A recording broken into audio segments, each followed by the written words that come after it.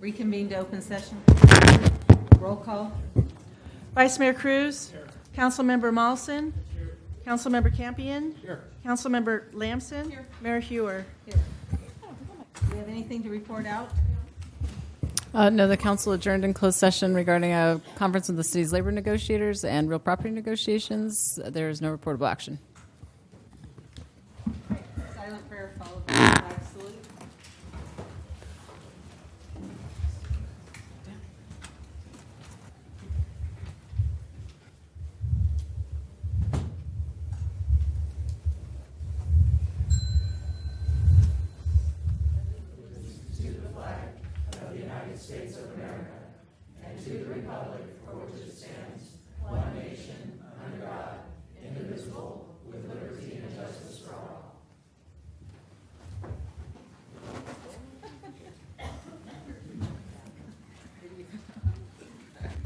Video statement.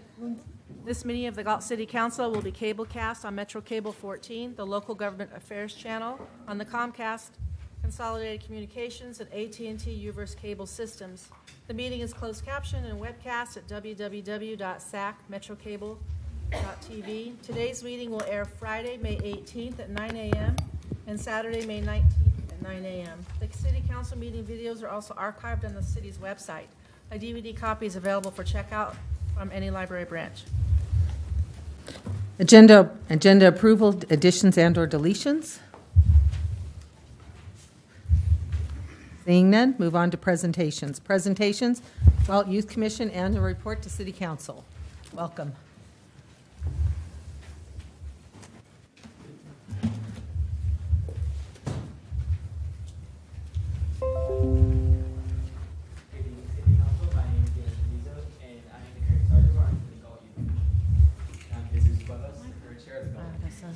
Thank you for allowing us to present to you our annual report. As you may recall, we are high school students that serve.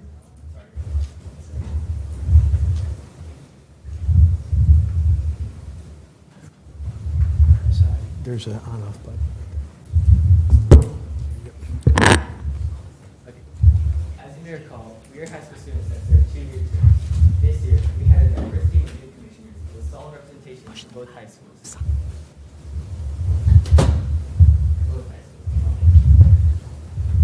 We have 2 seniors, 6 juniors, and 2 freshmen on the commission. Sorry, guys, we can't hear you. There's the mic on. We don't have a switch on that mic. I'm going to move the mic over a little bit. There we go.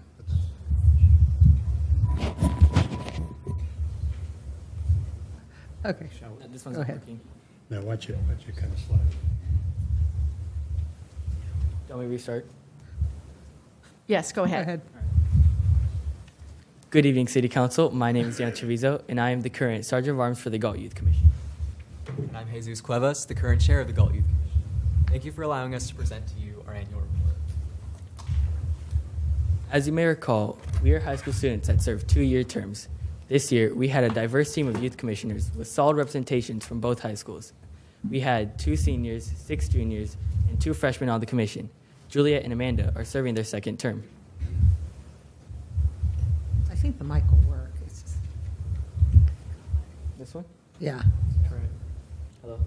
No, it's not. Okay.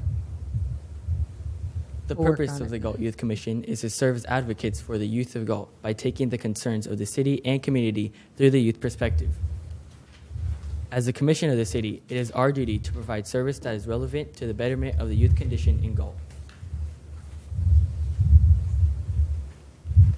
During the summer, our commission engaged in a team-building retreat to enhance the connectivity and team dynamic of the commission. This experience was critical to our success.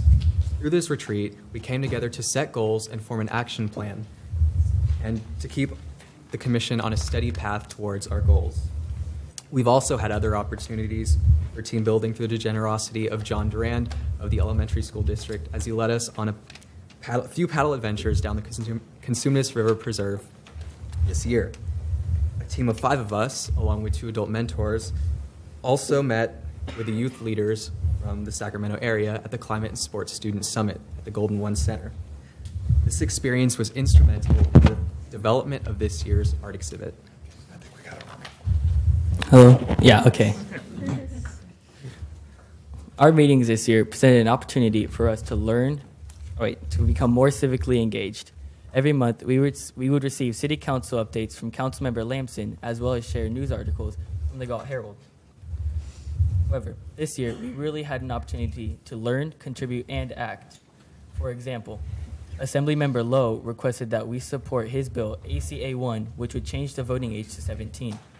We had a quite vigorous debate and ended up not taking action. At the beginning of the school year, I expressed my concerns about the unsafe walking routes down Marengo Road to Deputy Director of Public Works, Mr. Clarkson. He came to our meeting and showed us the plans for that dangerous S-turn, as well as future safe routes for the school projects. Finally, Amy Mendez, Economic Development Manager, came to our meeting and shared us with the results of the survey we developed and gave to all high schoolers on their choices of food and retail. She said the results have proven valuable when talking to potential businesses about coming to Galt. A big part of what we do is serve the community. While the weather prevented us from doing our annual pancake breakfast at this year's extravaganza, we supported any booths in need of assistance. We continued our tradition of helping the Rotary at their community dinner. And most recently, at Dia de los Niños event, we had 6 high schools help paint faces of little ones at the annual library event. Serving on the Youth Commission also helped create a unique partnership with the Galt Herald. We met with the editor monthly to pitch story and editorial ideas. The Galt Herald gave us 1 page every month dedicated to teen issues. We've covered a wide range of topics and didn't shy away from sharing our point of view on controversial subject matters. We really appreciated the opportunity to bring the teen voice to our community. This year, we took on 2 major projects. One of our commissioners was really concerned about using cell phones while driving. Through a partnership with AT&T, we worked with the Galt High principal to hold an all-day assembly about the dangers of texting and driving through their It Can Wait campaign. This was an invaluable event planning experience for our commissioners who worked with AT&T to coordinate the event and figure out the logistics at the school. Of course, our other signature project was the art exhibit, and we'll have a video towards the end of our presentation. It's fair to say that our success would not have been possible without the help of others. We wanted to thank you for supporting the work we do in the community, as well as these other organizations who helped us out along the way. We also want to thank the adult mentors who volunteered endless hours to help us become successful. We just had our last meeting this year and talked about how much this experience has helped us grow as individuals, and we hope to make a difference in the community. Some of us commented about how we really felt like a family. Thank you for this experience. Thank you for your time. Do you have any questions for us? Then here's the video.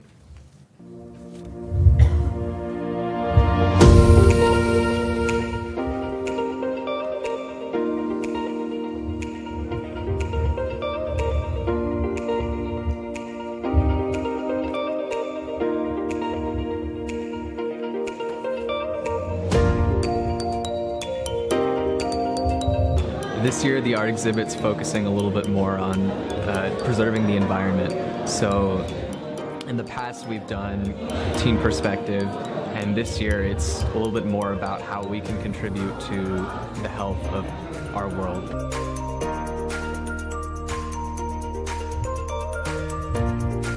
The art exhibit is put on by the Galt Youth Commission, and we worked hard for several months to get ready for it. It's an interactive, hands-on exhibit that the whole community has taken part in.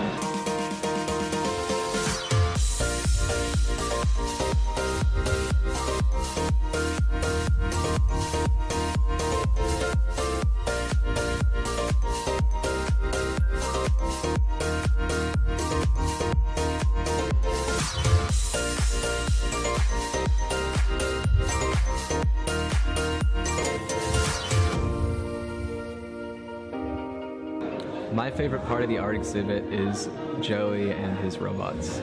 Definitely the robot because I love the idea of just being able to portably drive something that can pick up trash instantly. It's very important to recycle because think of jellyfish or sea turtles, and I'm definitely an underwater aquatic animal fan because it just pains me to see a duck or a turtle with a plastic bag stuck in either its throat, it's on its head, on its feet, that could drown it. I think people should take a look at the art exhibit because it definitely brings the community together. It's important that we have awareness of living a green life because the world is the only world that we have, so we need to take care of it the best that we can and make sure that our future generations will have the same opportunities that we do and better.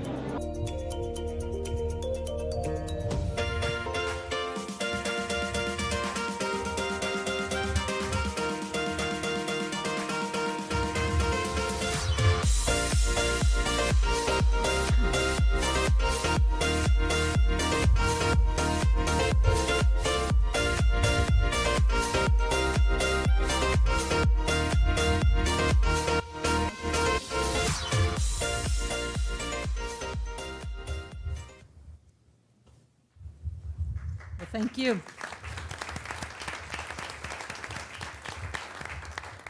Are both of you continuing next year, or are you? I will not be. You will not be? Your term? I will be serving my second year. You'll be serving your second. I look forward to seeing you again. Congratulations. Thank you very Thank much. Galt Area Historical Society 2017-2018 Community Benefit Funding Grant to the City of Galt.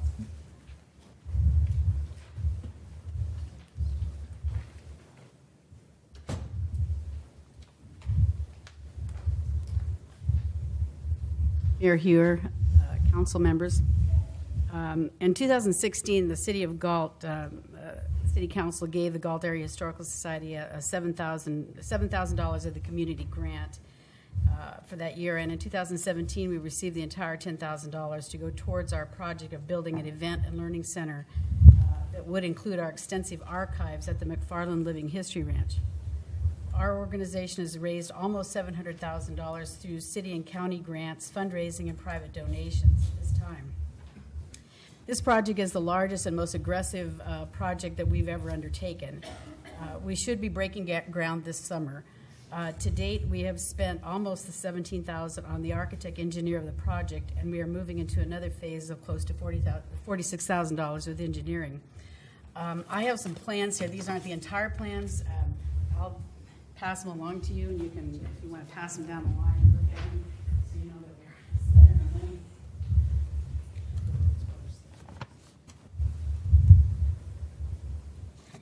That's just an abbreviated version of it. Last week, some of our board members met with our engineer, Mike Smith from Lodi. We also met with a landscape engineer, an electrical engineer, and a plumbing engineer to go over the plans to finalize to make sure that we're all in agreement. The next step will be to find contractors to bid this project. These final drawings will be sent to Sacramento County for their final approval. They will be paying, the county will be paying for all the permits, and they'll be walking the permits through for us, so we won't have to get involved in that. Tonight, I'm here to ask the City Council to give the Galt Area Historical Society an extension on these two community grants totaling $17,000 for one more year. However, I believe we'll be submitting reimbursement by the end of this year for the $17,000. Another alternative that I'd like to present to you is to allow our two community grants to be modified to allow them to be used on the architect or engineer. Obviously, a building cannot be built without an architect, so that was the first person that you have to have is the architect. It was our oversight not to include this expense on our project when we asked for the grants. Should you allow us to modify both the previous grants, we could submit for reimbursement probably by the end of June this year, if not sooner, because we certainly spent that much with the architect. I know all of you, as we are anxious to get this project rolling. We are now seeking out a grant writer to try to secure large grants to complete the event and learning center from start to finish so we won't be delayed. The total cost of the project is approximately $1.6 million. The Galt Area Historical Society thanks you for any consideration that you would give us on this matter, or of one of the two alternatives. So, thank you. So you can take a look at those if you want. Thank you. Measure R, Independent Citizens Oversight Committee, Annual Report to City Council and to the people.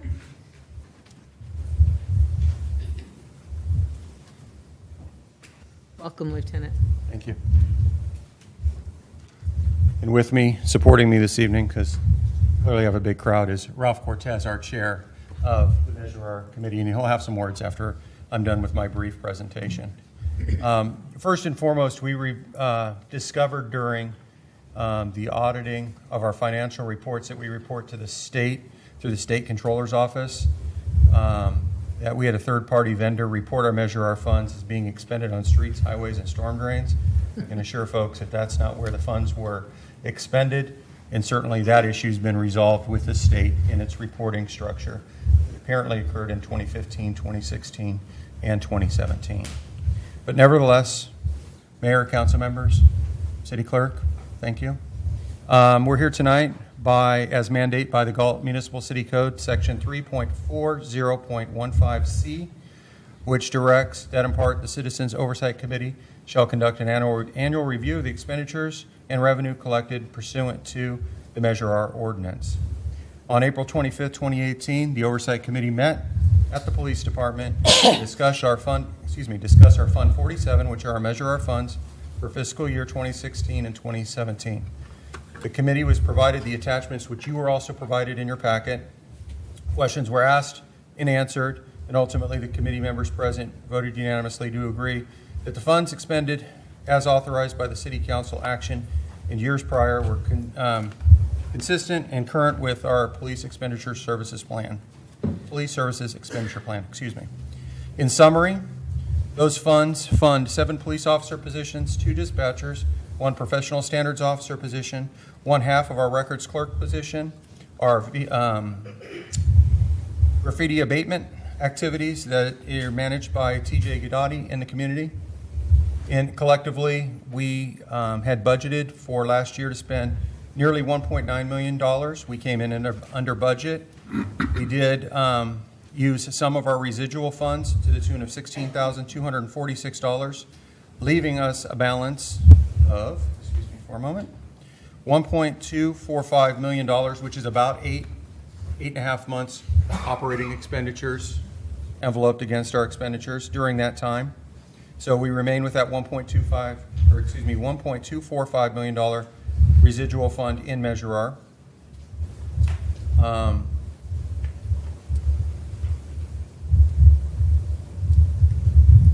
And I think, and I apologize for stopping so abruptly, but I think that covers it. And I know Mr. Cortez wanted to have a couple comments briefly.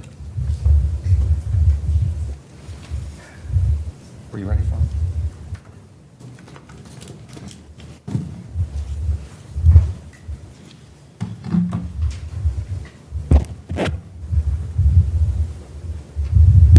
Good evening, Madam Mayor, our City Council, City staff.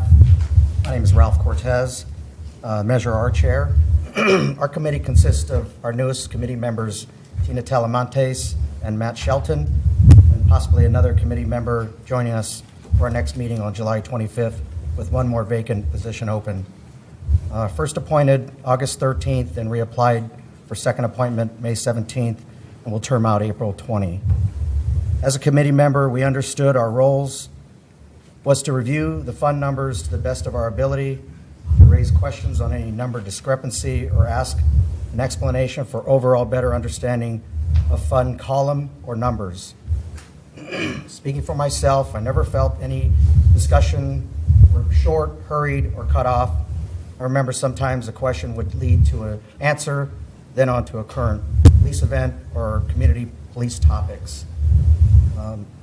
Our meetings were somewhat informal during the Bowen days, and now Chief Sockman, where questions are answered, and if those questions required follow-up, they were usually followed up by Dana by way of electronic email, and Dana would get back to the group. At our April 25th, 2018 Measure R meeting, our city finance group was brought in to present overall fund breakdown and assist with any explanations. In my opinion, the overall level of detail from past fund packets was noticeable to myself and others, possibly because the prior packets were labeled by month and included a broader detail of specific categories. Since the lieutenant and I had discussed this item, you might be able to explain it a little bit better after if there's a little more questions on that one. Again, the new format packet, I'm confident the new format packet can have adjustments made, and I think that's gonna happen. In closing, I look forward to seeing our canine unit and motorcycle units back on the streets of Galt in the near future. On behalf of the committee, we as a group invite the public to join us at our next Measure R Oversight Committee meeting, July 25th at 6 p.m. at the Galt PD. Thank you very much. I actually have them. I didn't make copies, but as an example, and I can share it with the finance department, but we have kind of the prior version and the now version, and this was what I was referring to. So that's what I don't know if we need to go into broader explanation about that, but that's where the noticeable difference was, and that now I believe this is going to be the norm for future meetings, that the finance group will be in attendance for these meetings. So I guess I don't understand. Are you saying that before it was easier to understand and the format currently is more difficult for you to understand as a layperson? Well, I'm having a hard time trying to explain it because the way we saw it in years past, it seemed like there was, again, I'm not quite sure how to explain it in finance terms. Well, I mean, we want it to be understandable to the committee, so if it's not understandable, then we need to work with finance to make it understandable. And that's correct. So what has evolved over time is the department led most of the financial discussions, and we're responsible to the financial reporting. However, over time it gets more dynamic, and we're not in our lane for expertise in this finance area. So Emily's team has been gracious enough to come in and prepare those reports for us and explain those to the committee. The last committee meeting we had was the first meeting, and their numbers look different and feel different to the committee. Ralph and I have had that discussion, and I've had an offline conversation briefly with Ms. Boyd in advance of this meeting, and we're going to work with Ralph to make sure that the sub-level categories, that's what he wants, the sub-orgs, better clearly defined in the next report that they'll see in July. And so that's easy to achieve. Okay, just so I understand. So before the police department was preparing the reports? Yes, and ma'am. so now finance is preparing the report? Yes, ma'am. Okay. I think it was a check and balance as well, is what I believe is what I'm interpreting on that. So is it more of a format than a content, or a format in content? Just, if you want to pass them to them, she can pass them. Emily, So I only have one. You'll get it back. it's okay. And we'll keep them No, forever. it's okay. Yeah, Do you want to can say something? You can approach the mayor with that. May. The reports that the police department had been generating had a great deal of detail. The report that the finance generated is summarized, and I believe that what Mr. Cortez is asking for is to have that detail returned to the report.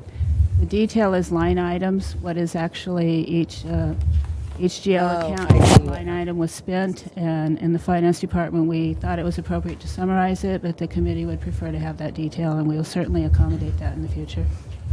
So looking at this, the police department did monthly line item accounting, and you guys summarized it for the... That is a good, Yeah. yeah. You speak the language, I don't. That's really not a problem in modifying the way we're presenting the report. So finance was gracious enough, and no good deed goes unpunished, so they took over the reporting for us, and there's a little transition that needs to occur in that regard. And it's easy to do. We do appreciate the fact that they are doing that work for us, because I think sometimes we were getting a little out there trying to explain things we didn't fully understand and having to delay our response to the next quarterly meeting, which is 3 months later, to the committee to fully vet that issue out. So we'll clearly work through that issue, but Measure R is becoming a bigger thing than it did back in 2008 when it first started, and easier to manage. So excellent people from finance, that's not the issue. Our responsibility is to be responsive to the committee and what they need, and we'll make sure that happens. And I just want to I just want to make note, too, that this was discussed by the other members, so this isn't just me. I ran it by the other. It's okay. It's okay, Ralph, we got you. No, and Emily's very good at presenting information in different ways for people to understand, and maybe that's what the committee needs, is, maybe they need it in graph form, I mean, some different ways for them to understand exactly. Yeah, we can certainly accommodate that. We'll work with Lieutenant Kalinowski and Mr. Cortez and make sure that it is more useful perhaps to them in the future. Well, thank you. Thank you, Ralph. Thank Any you. other questions? Or good? Thank you. Any questions or comments regarding the presentations? That's your only coffee, right?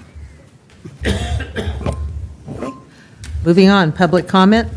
Under Government Code Section 54954.3, members of the public may address the council on non-agenda items. Speakers may address City Council on any agenda item during consideration of the item.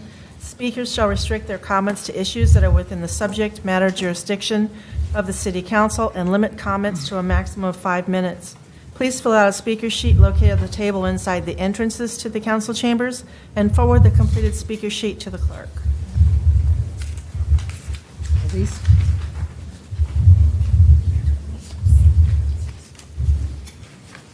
Full staff, did you say? Okay. Michael Dean.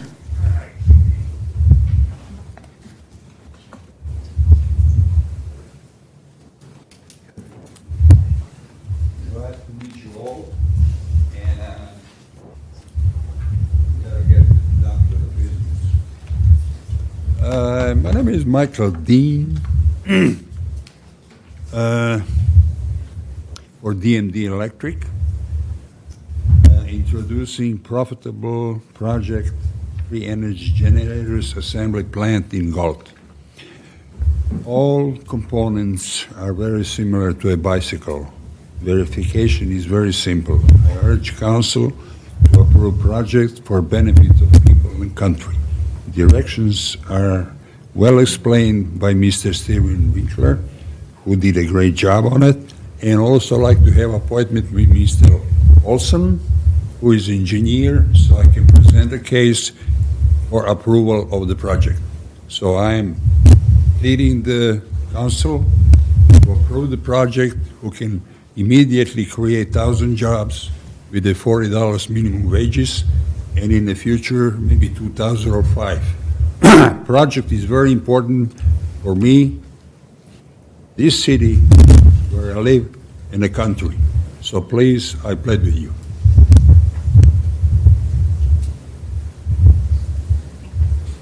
Thank you.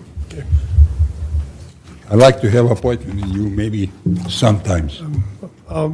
Anybody that knows me knows I'll talk to anybody, so not a problem. Send your email to the city clerk, and she'll forward it to me. And Forward to you. Yeah, and I'll work it on my calendar. Okay, great. Thank you very much for counsel, and I hope I can help. Thank you. Julie Clark?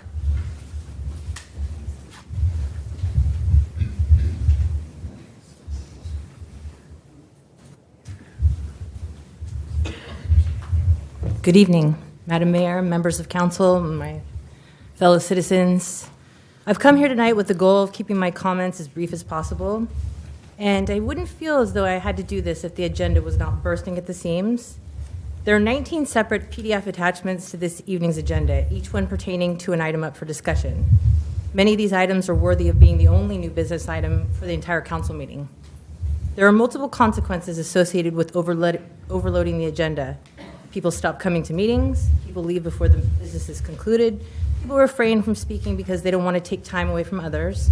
Topics needing attention are rushed through, important questions go unasked and unanswered. Considering the increased citizen presence at council meetings, it may be wise to consider a reevaluation of procedures for compiling agenda items. Or if the goal is truly to engage the public and encourage participation, attendance at meetings should not disproportionately impact certain segments of the population, for example, those who wake early for work, those who have disabilities or can't sit for extended periods of time, parents of small children, the elderly. I ask you to please consider restricting future agendas to those items which can reasonably be addressed in the space of a meeting. Thank you. Glenn Spitzer.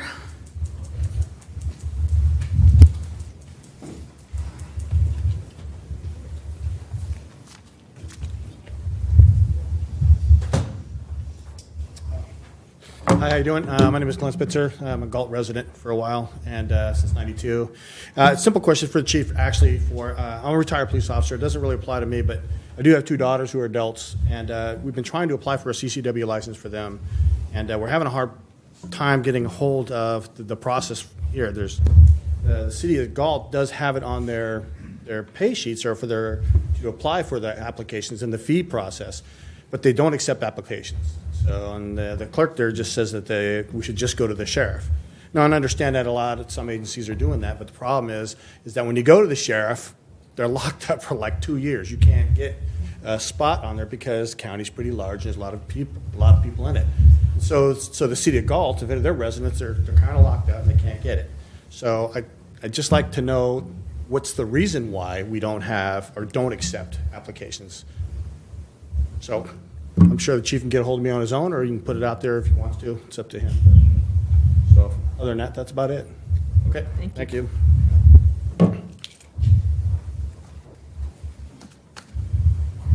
Chief, would you contact him? If you can leave your name and number with the sergeant in the back, that would be great. Okay, reports from city council members on regional boards, commissions, and committees. Mr. Mulson? Well, I think I, like many of the other council members and probably the audience, attended a Historical Society dinner. Great time. Other than that, it has been a quiet couple weeks, which is nice. Rare, nice. Councilmember Campion? Nothing to report tonight. Councilmember Lamson?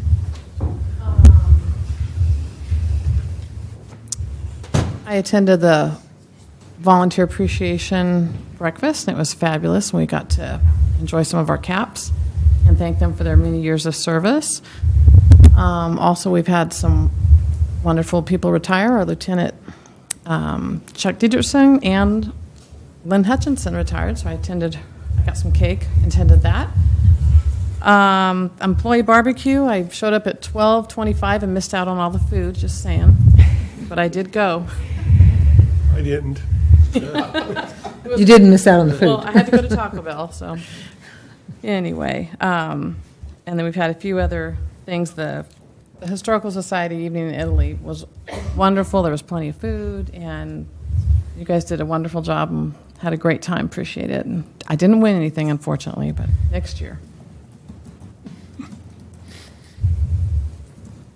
Vice Mayor Cruz? I attended the picnic, or actually the dinner with the staff. I got to tell you, we got a staff that not only does a good job for the city, but they can cook. Other than that, I have nothing other than later on this week we'll be able to say Okay, I attended the Mayor Select Committee meeting, and it was regarding the wind down of redevelopment, and the decision was made that the city of Sacramento will represent all of the 5 cities on the oversight committee for redevelopment. That it'll be at the county level now, because we're really close to winding ours down, and city of Sacramento is the entity that had the most projects still on the books. And the employee picnic was wonderful. Yeah, thank you to all of the chefs. It's great. Historical Society dinner was a very nice time. And I attended the library authority budget meeting. Otherwise, anything else? We'll move on. Information consent calendar. Minutes of the regular meeting, May 1st, 2018.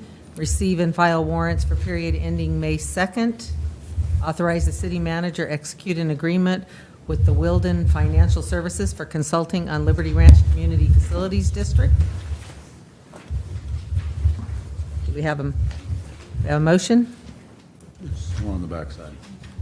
Do I have another one? yeah. Oh, I'm sorry. Award of on-call professional services for data control and maintenance system support services. Item 5, veranda at River Oaks General Plan Amendment, specific plan amendment, rezone, vesting tentative subdivision map and design review project. Item 6, award of internet services agreement to Softcom Internet Communications, Inc. And item 7, approval of task order number 3 for Carrillo Engineers for on-call construction inspection services. So move. Second. I have a motion by Councilmember Campion, second by Councilmember Molson. Roll call vote. Vice Mayor Cruz? Councilmember Molson? Aye. Councilmember Campion? Aye. Councilmember Lamson? Aye. Mayor Hewer? Aye. Motion passes 5-0 vote. City Council's office, discretionary funds, Lamson. Go ahead. Yes, I wanted to give the last half, which I thought I already asked for, to the CERT committee. I just recently went through CERT training, Community Emergency Response Team, and I really want to encourage everybody to go through that. It's quite amazing. You learn a lot. We all need to be prepared, and it's a wonderful program. So go online and check it out and sign up for the next certification. So you're asking for $500? Yes, ma'am. Do we have a motion? I'll second. Motion by Vice Mayor Cruz, second by Councilmember Molson. Roll call vote. Vice Mayor Cruz? Councilmember Molson? Aye. Councilmember Campion? Aye. Councilmember Lamson? Aye. Mayor Hewer? Aye. Motion passes 5-0 vote. Committee commissions funding requests. Provide direction to staff regarding. Committee commission. Right, provide direction to staff regarding the amount of funding for city committees commissioned for fiscal year 2018, 2019, and fiscal year 2019 and 20. City Clerk's Office directed support staff to contact the chairperson of each committee and commission regarding the funding opportunity, and staff received the following 3 responses from the Beautification Committee. They submitted a 2-year budget proposal requesting $1,700 for fiscal year 2018 and $1,640 for fiscal year 2019 for a total of $3,340. They have approximately $430 to carry over into the following fiscal year. The last time they requested monies from the City Council was in June 2014. The Commission on Aging also submitted a 2-year budget proposal requesting $4,550 each fiscal year, and will also be carrying over a balance of approximately $500 into the next fiscal year. The last time the Commission on Aging requested funding was in May 2015. We didn't have a response back from the Public Safety Committee. We do have one from the Galt Youth Commission. They too submitted a 2-year budget requesting $2,500 each fiscal year. They have approximately a balance of $500 that will be carried over into the next fiscal year. Last time they were awarded funding was in June 2016. Attached to the agenda report are their budgets and detailed information what they're requesting monies for, and I believe all of them are here tonight if you have additional questions for them. That concludes my report. Any discussion? Any questions? Donna? Do you have any public comment? No public comment? We're not going to hear from them. If you'd like to, we can call them up. They're here. Well, I've got a couple comments I'll just throw out, and we'll see if they want to come talk. Going into the next budget cycle, the city council up here is being asked to cut our expenses 20% on council travel and everything else. If you look at the leftover carryover amounts, if we're looking at just a 10% reduction, it balances out pretty close to what they're asking for. An example is the beautification committee. Their request is $3,340. Their carryover is $430. A 10% reduction will give them about $3,000. So I'm just throwing it out now with the caveat that they can always come back and ask the council for additional funds. Okay, we're talking budget here. So if they have a project coming up or something that sounds pretty good, certainly come up and float it past council. I just, like I said, and once I throw those comments out, we'll see what response we get.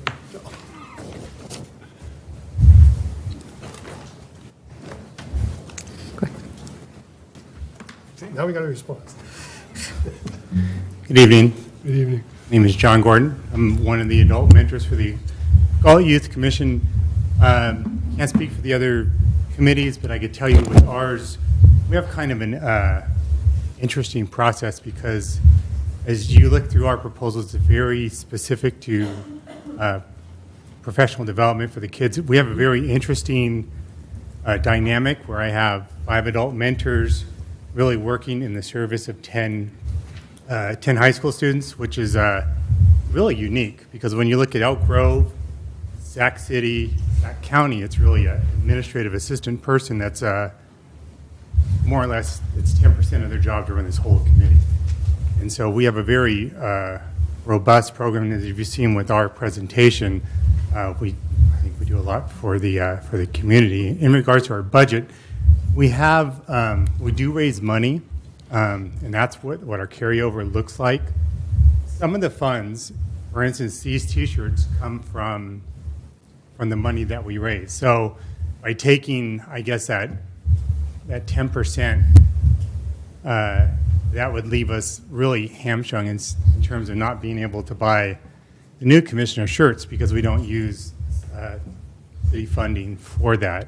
Other means of fundraising that we do, we have a scholarship that we offer every year, which we will be awarding here in a couple of weeks, and that's where some of that money comes from, as well as some of the projects, what you've seen with the art exhibit project, for instance.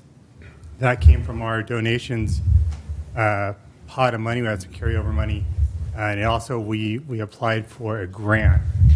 So when you look at taking 10% off, it does impact us because the carryover money is used for stuff that's may not be acceptable, in terms of how we use public funds. Like I said, the shirts are a really perfect example. So we would request full funding. Thank you. Does anyone want to speak regarding Galt Beautification Committee? I'm here. I just have a couple questions. Okay. The budget for advertising, $690. Advertising for what? Well, for example, we did the Project Earth with the youth, and we gave away litter bags to help promote our plan to keep Galt looking good. And then we have other plans for the future to continue these kinds of programs, which will need some kind of promotion, I guess I'd say, like the Galt Looking Good program, where we're trying to change the attitude and the mindset of so many of us. If you drive from here into Elk Grove, I'm amazed at the amount of trash, litter, that you see that's just been tossed out a window. So our hope is that we can take some baby steps in the city of Galt and work with the youth as well as the high school students and businesses to make people at least think about what they're doing when they have trash, and to make those changes in the way people think. It's going to take a lot of work and a lot of promotion.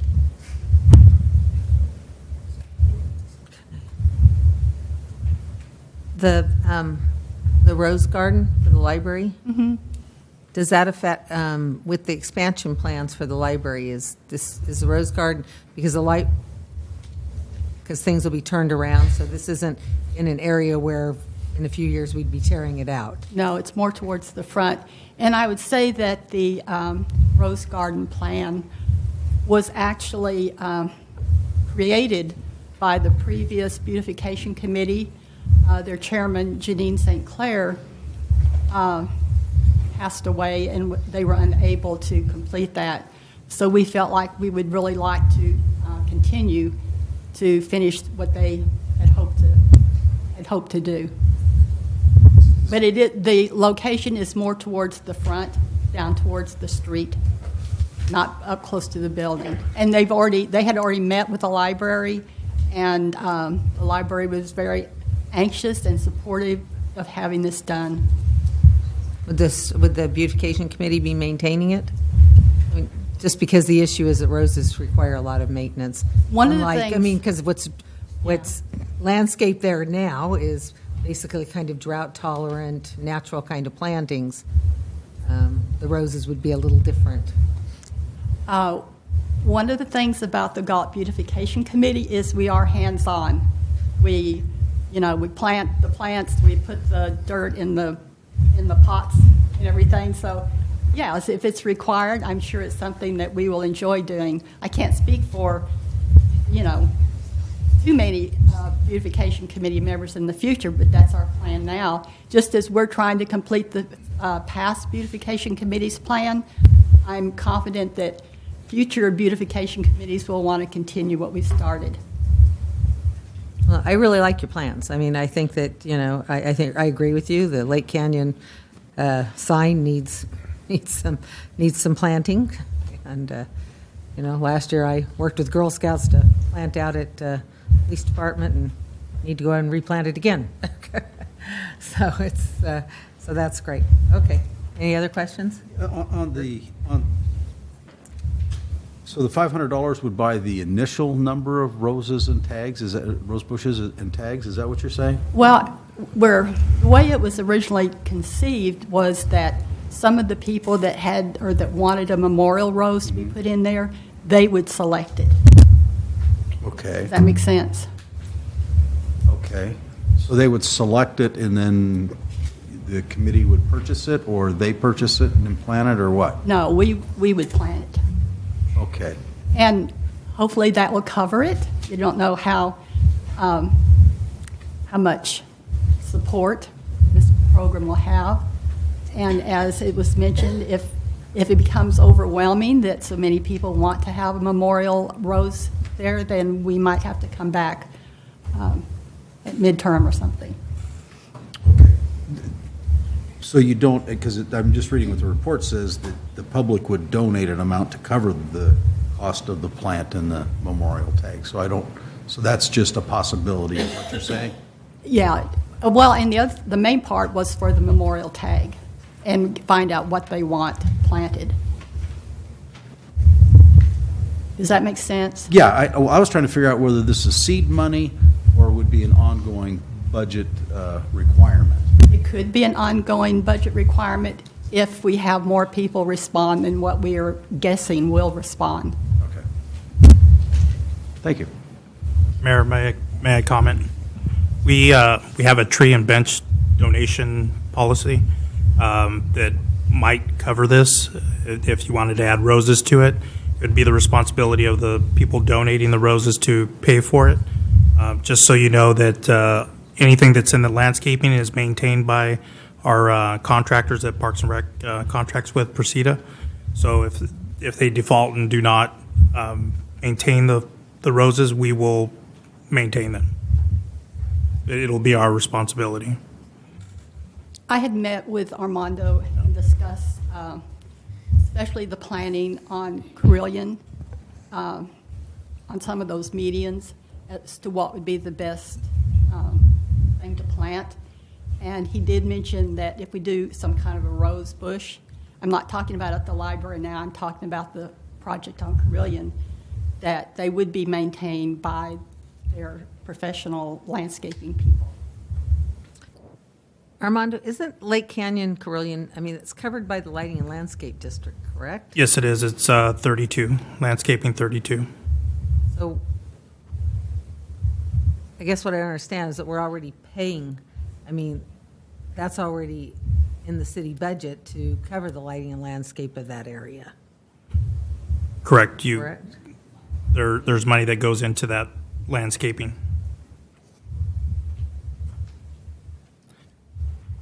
The way I understand it is this is funding through the committee to do projects. And that would, whether it's in 06, 32, 33, or 37, they're asking for money to do those projects in those areas.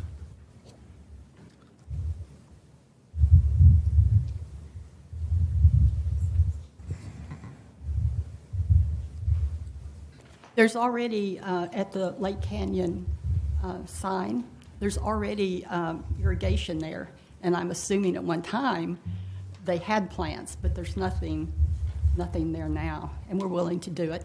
Yeah, I went by and looked at it. Yeah, there's nothing there now. Okay, any further questions? Thank you.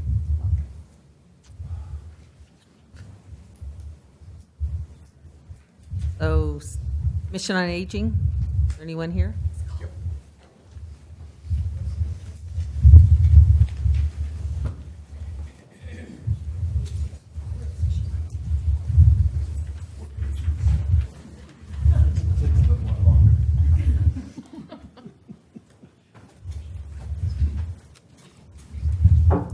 Good evening, Madam Mayor and council members. Any questions you have of our reports, please? Who gets your calendars?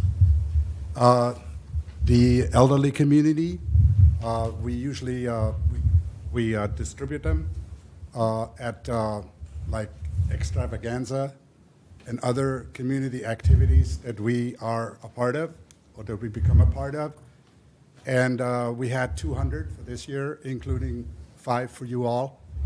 And they're gone.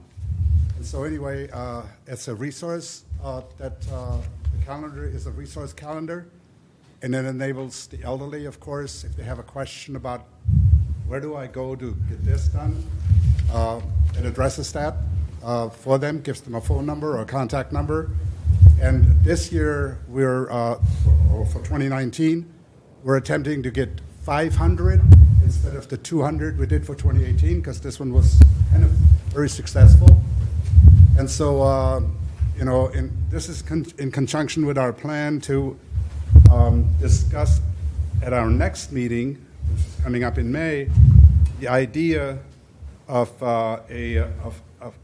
creating or coming up with a resource center for the elderly, with a, you know, like an office, a phone, a computer, and volunteers. So I submitted my monthly report, my monthly report or column in the Herald coming out tomorrow that addresses the issue of opening up such a center.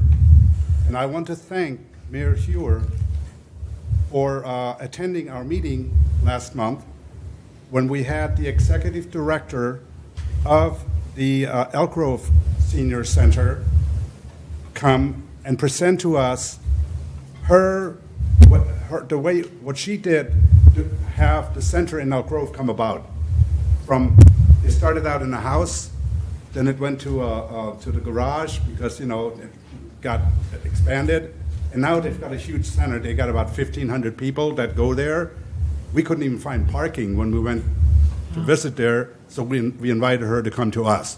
And so this calendar that you asked about is kind of like the seed that will make that center become a reality here in Galt.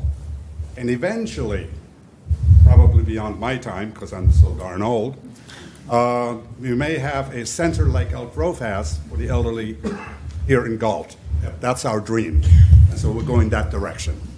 That's the most expensive portion of our budget, as you can see. Now, I make a commitment to the council on behalf of the committee. I will try to cut the cost of that calendar even more than we did last year. So there may be probably going to be some money left over, and whatever money we don't spend, we do whatever we got to do to get it back to you all. You have any other questions? Thank you. Thank you, Madam Mayor.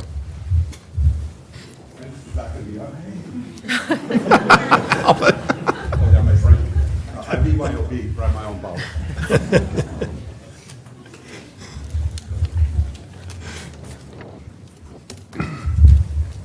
Okay. Any further discussion?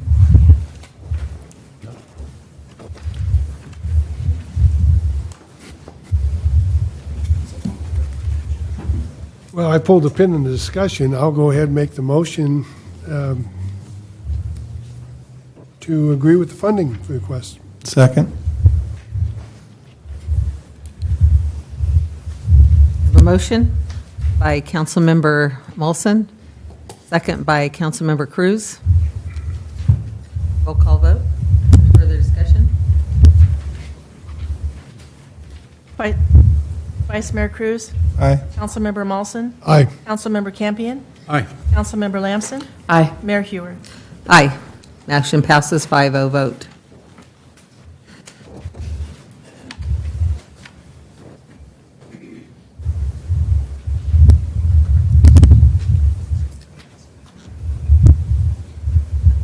Just keep flipping around. Okay, where are we at? Community Benefit Funding Grant. Donna? Okay, this is to review the funding request applications and make funding determinations. The first grant was awarded in fiscal year 2014. The most recently, City Council approved amending the community benefit funding grant policy to include categories 501c, 3, 4, 6, and 7. Staff prepared the application process and advertised locally. We received 3 applications as follows. The Galt Area Historical Society has requested $10,000. Laheim of Galt Incorporated, there's an error in the agenda report. They've only requested $3,550. Perfectly Possible, $5,000. Attached to the agenda report are the completed applications, also the grant policy, and a list of past award recipients. Do you have any questions or comments? Would you like to hear from the request council? Yes, we did invite out all three organizations, and I see that they are in the audience. Okay. The first one, she actually put she's like, Oh. Okay, we have public comment. Angel Morgan.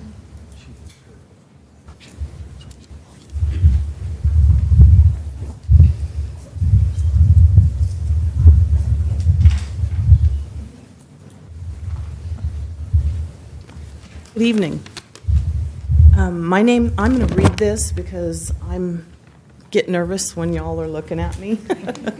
So let me get my glasses. My name is Angel Morgan. I'm from Laheim of Galt, and I'm the secretary to the board of directors. I have 2 items to discuss tonight. First, I would like to take a moment to thank the council and the city of Galt for letting us use their facilities for our annual bunco event that we do once a year for no charge. Laheim has always struggled to make ends meet. Our original fundraising efforts were started by Gloria Stemler in saving pennies, and we still do that today. Once we had to close our doors because the donations were at an all-time low. Thankfully, we were able to reopen in a new, beautiful space. My point is that every penny at Laheim counts, and being able to keep those fundraising dollars is very important to us. If the nonprofits are not keeping to the agreements they signed to clean up after their events, keep their deposit. Use it to pay for cleaning, garbage pickup, whatever. But please don't punish the nonprofits who are following your rules like Laheim by taking away our one-time-a-year free. So I'll keep going.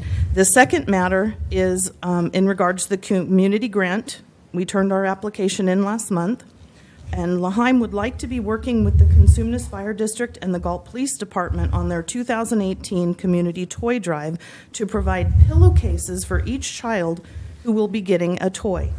These pillowcases will be included with or used as gift bags for larger gifts. our volunteers in the audience.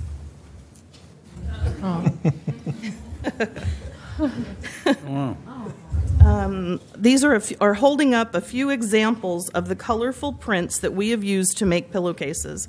These pillowcases can be used well beyond the holiday season, and we're hoping that you will agree that Lahaim of Galt can provide a service to the other community groups that are already working towards making this event a success. If you approve our grant, we will start making pillowcases as soon as possible. Thank you for your time and consideration. Good night. Thank you. Any further public comment? Do we have any comments from the other organizations? Historical Society or Perfectly Plausible? Okay. To the council. No, you got one. Oh, I'm sorry, Janice. I didn't see you. Go ahead. Didn't see me. No, Thank you, Mayor Hewer and council members. I'm Janice Barsetti Gray, president of the Galt Area Historical Society. The Galt Area Historical Society requests for funds for our project of major repair on the Ray House Museum. We are in need of a new roof at a cost of $7,600. Some windows need repair or replacement. There are spots of rot on the front porch and front steps. The ceiling is heavily cracked and in need of painting in the center dining room area in the house. Approximate cost would be about $40,000. At this time, I'd like to share a little history of the Ray House Museum and how it became the Museum of Galt. John Ray built the Victorian home in 1868, where it stands today at 204 Oak Street. He became rich in the gold fields, and then he became a large rancher in Galt. Many of us knew his daughter, Alice Ray. She was a Galt High graduate. She became an elementary school teacher for 30 years and became Galt City Clerk in 1955. In 1969, when the Ray House was 101 years old, the City of Galt selected the Ray House as Galt's centennial home. It was featured on the cover of Galt's Centennial Souvenir Book. In 1985, Alice became too ill to maintain the home and the property. She was moved into a convalescent home. With no one to care for the house and the grounds, the Ray home became a target for vandals. After Alice passed away and the property was in probate, the house continued to deteriorate. It was structurally sound, but vandals caused interior damage. It was reported that a developer had bought the property and was going to demolish it to build new homes on the site. At the same time, the Galt Area Historical Society was forming. It was obvious that we needed a place for our archives and our artifacts of Galt. Our founders confirmed with the City of Galt that the Ray was due to be demolished. We began our Save the Ray campaign, and that was a big campaign going on at that time. The City of Galt negotiated a deal with a developer to turn over the Ray House to the city in exchange for a waiver of certain development fees. Once the City of Galt had the property back, they deeded the Ray House to the Galt Area Historical Society on the condition that we would restore the house to its original condition and create and maintain a historic museum for the Galt residents to enjoy, and that we have done. The Galt Area Historical Society had $700 in our bank account when we got the Ray, and thanks to Sacramento County, the City of Galt, all community organizations, businesses, and individuals, we were able to raise the money to save the Ray and restore the home. The project cost $190,000 in those days. We opened our doors in 1991. Because of the historical preservation and by following the state criteria, the Ray House Museum is on the California Historic Register. That's why the cost is a little higher, because you have to follow rules even to put windows in a historic site if you're on the register. The City of Galt has partnered with the Galt Area Historical Society through the years to help when we needed a picket fence and when we had dry rot in the basement. The Ray House Museum may be owned by the Galt Area Historical Society, but it is Galt's museum, our only museum where visitors and residents can come and learn about early California life and history, see old photos, and look at old artifacts. As with all old homes, even after they are restored, there's constant maintenance and repair. I asked the City Council of Galt to again help the Galt Area Historical Society preserve this wonderful home, our city's museum.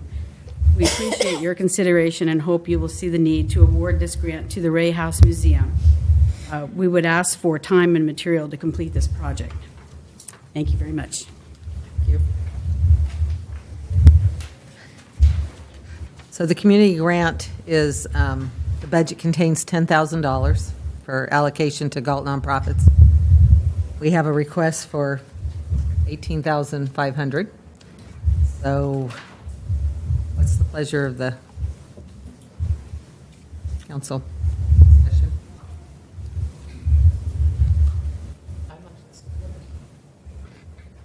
This is known as a wicked decision, in case you're wondering, okay? It's a hard one. Split it in thirds, 3,333.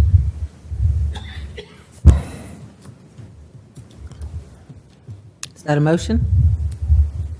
Yeah, let's make a motion. So the motion is? To split the community funding grant between the three applicants, $3,333.33. One of them gets 34. Okay, one gets 34, I knew that, but. Divide it evenly among the three organizations. Do I have a second? Motion fails for lack of a second. Discussion? And now what are we going to do? Well, I had a suggestion, and the Ray House is a very important portion of this community, and I would agree it should be split three ways, but I'd like to see 6,000 of it go towards the Historical Society, 3,500 towards L'Haim, and the remainder towards the other perfectly plausible. So the motion is 6,000 to the Historical Society, and this is the motion? Yes, please. And 3,500 to L'Haim, and 1,500, I think, is the other number. 1,500 to Perfectly Plausible. I have a motion. Do I have a second? I would second that. I think that, the city has historically supported the Ray House. I think it's an important community asset, and it needs a roof. You need to protect the structure, and I think that is critically important. I do like the Heim project. I think that's great. Certainly Possible is a very important organization. Hopefully that $1,500 will help. Yeah, I'm a past president of the Historical Society, Ray House Museum Board. My daughter actually cut the ribbon on the Ray House renovation. So I understand how important it is, so yeah. I just have a question. Maybe you can ask this, Chief. Last year, how many children in the community received Christmas? Was it about 500? Is that what, 600? Usually we plan for 500, but we had a lot more last year. So we need about 600 cases. Could you repeat your motion, because I don't think the numbers were adding up. You had 6,000, 3,500, correct? Correct. With a balance of 500. It's 500 for 500, yes. Thank you. $500 for Perfectly Plausible.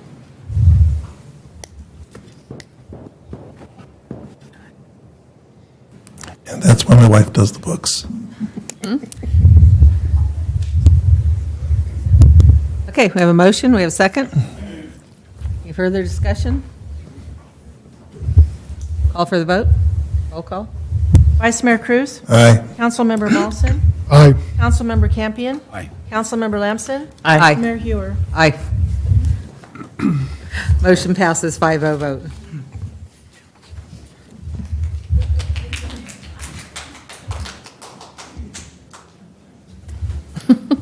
You really want a pillowcase? I thought the pillowcases were darling. I think they're cute. Okay. Parks and Rec Department. City of Galt Special Events Sponsorship. Good evening, Mayor and City Council. Giving the presentation today will be our Special Events Manager, Jackie Garcia. Aye. Welcome. Thank you. Good evening, Mayor and City Council. Tonight I will be presenting to you the Special Event Sponsorship Program Review and funding sheets for 2018 fiscal year. In 2017, the City of Galt approved the Special Event Sponsorship Program. The purpose of the sponsorship policy was to set forth guidelines and criteria governing the granting of issuance of the City of Galt funds or in-kind services for the purpose of supporting local festivals, special events, community projects, and programs. With this, June of 2017, City Council approved the 10 special events with an estimated hard cost of $29,825. Those special events included the Chamber Food Truck event, Tiny Smiles Run, Shop Local Extravaganza, Chamber Strawberry Festival, Shop Local Summer Market, Heritage Festival, Galt Joint Union High School District Homecoming Parades, Galt High School Best Academy, Galt Joint Union High School District every 15 minutes, and Galt FFA Boosters Farm to Fork Dinner.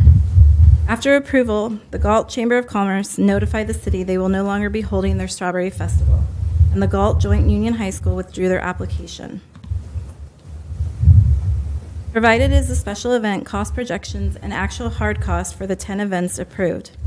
As shown on the line items, Chamber Food Truck and Shop Local Summer Market event had no hard costs due to hosting and moving their events to the promenade. Strawberry Festival event was canceled, and Galt Joint Union did not move forward with holding their event. If you'd like more details on specific event costs, please refer to the funding sheets included in the staff report. Total actual expenses for overall 10 events were captured by the following. Hard staff costs included, staff time worked other than their regular schedule, any materials requested such as trash bags. Additional hard cost savings would have been prepared event site during normal work hours, PD officers may be at a lower rate due to entry-level officers working event, volunteers were used in conjunction with police services if street locations were low risk, does not include mid-managers and directors' time since we are exempt employees, and facility rentals are not considered hard costs. That bringing the actual hard cost total to be $9,860.34. Any questions? So, how much under budget was? About $15,000, About I 15,000? believe. Okay. Sorry, I turned myself on and off. And I would like to add just one more comment that on these funding sheets are not numbers that we provided. These are numbers that were provided by the organizations. The hard costs where you see on the third page where it states city use only, those are the numbers that we've put in there. All other numbers are put in by the organizations.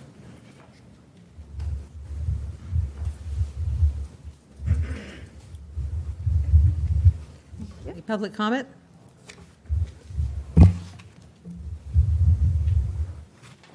Any further questions from staff and from council?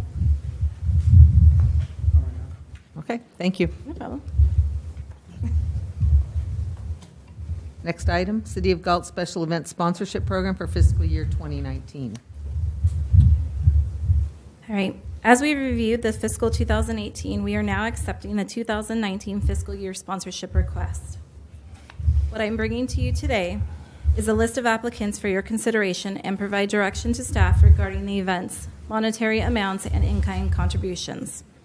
The community impact with hosting these events would be developing communication and social networks within a community, enhancing community spirit, creating a memorable and impact experience, and providing Galt residents with more opportunities for fun and inexpensive activities.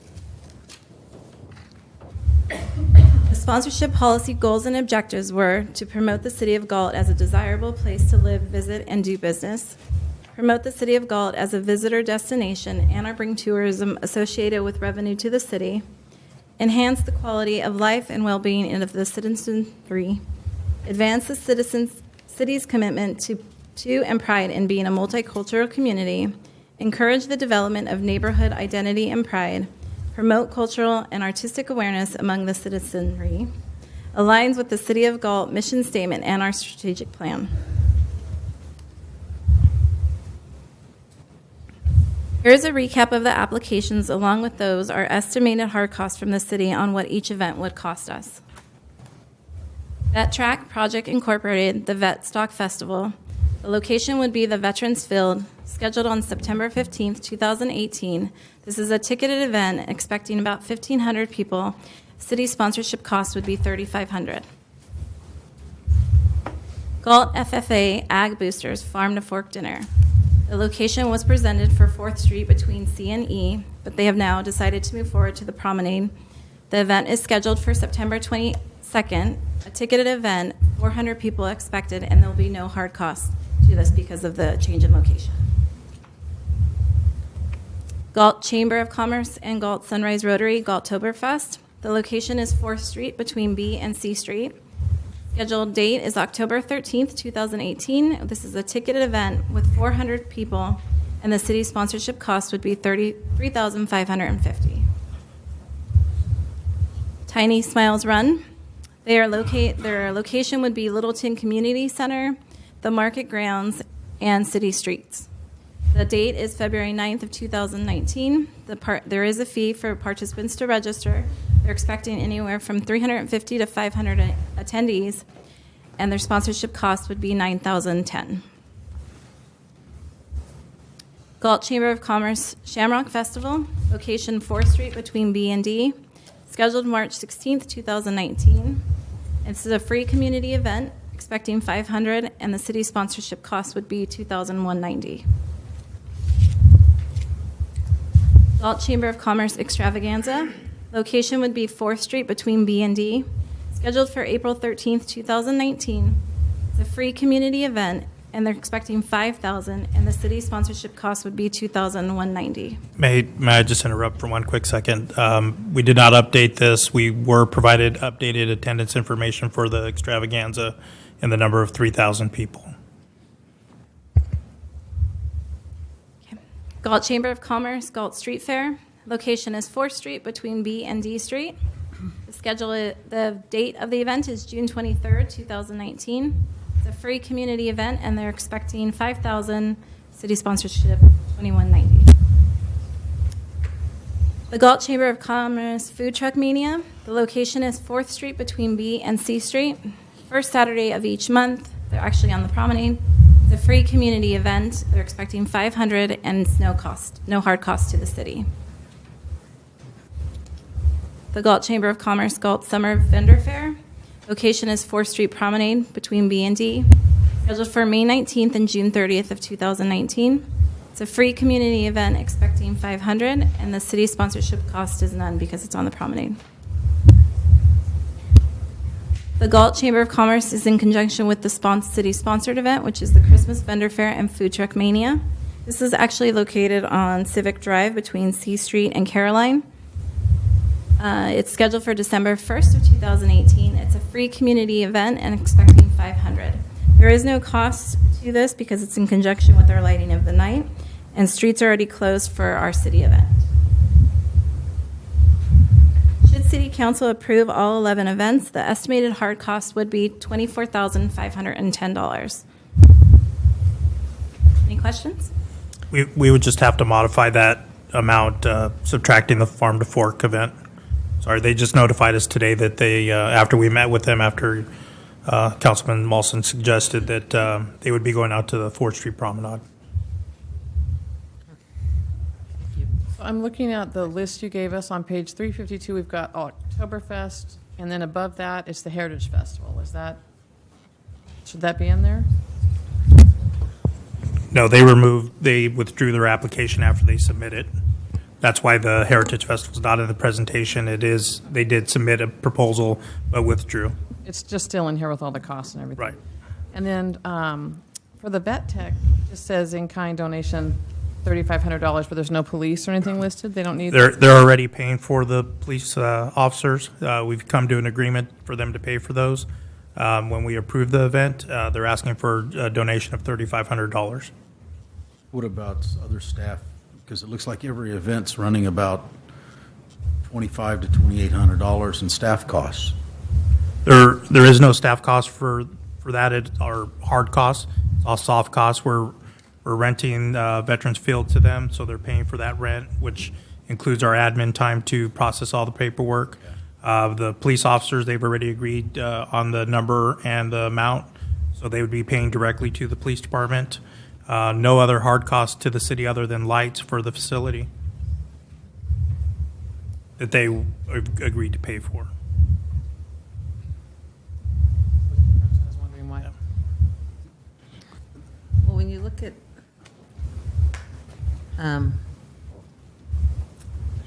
I noticed in the policy, the sponsorship policy, item 5, it says that sponsorship requests not to exceed 5,000 per event. But it also states that you have the discretionary to override that amount. Right, so we would be overriding it if we so choose in one event. Correct. Of all of these. Yes. Okay.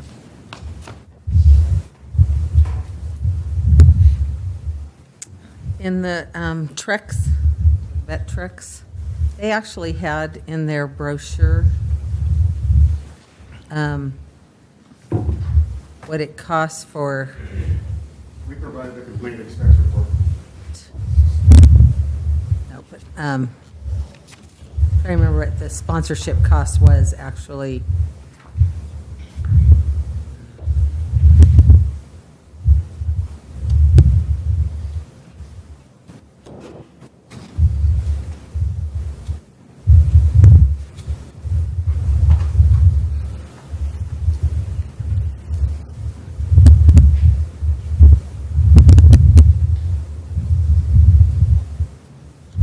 Last year, Tiny Smiles' actual cost was $3,000. And this year, they're requesting $9,000. That would be $5,000 in donated money and $4,000 in kind, $4,000 or whatever that is. And those are, again, estimated costs. Should we have to, know mid-managers, depending on the salary, that's how we're estimating these. So we provide officers to all these events. They don't hire their own security? Yes, we meet with the chief and Public Works when we discuss these events, and then they tell us what their requirements would be. Yeah, that appears to always be kind of the biggest hard cost to the city is the officers. For the Correct. side. Yeah. Well, it sounds like that tech was paying for their own. Yes.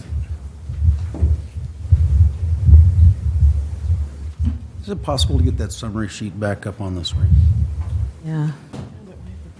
I can't find it. I know, it's way like on page 394. 370, 380. I don't have. Here you go.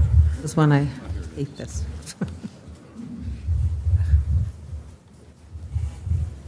$378.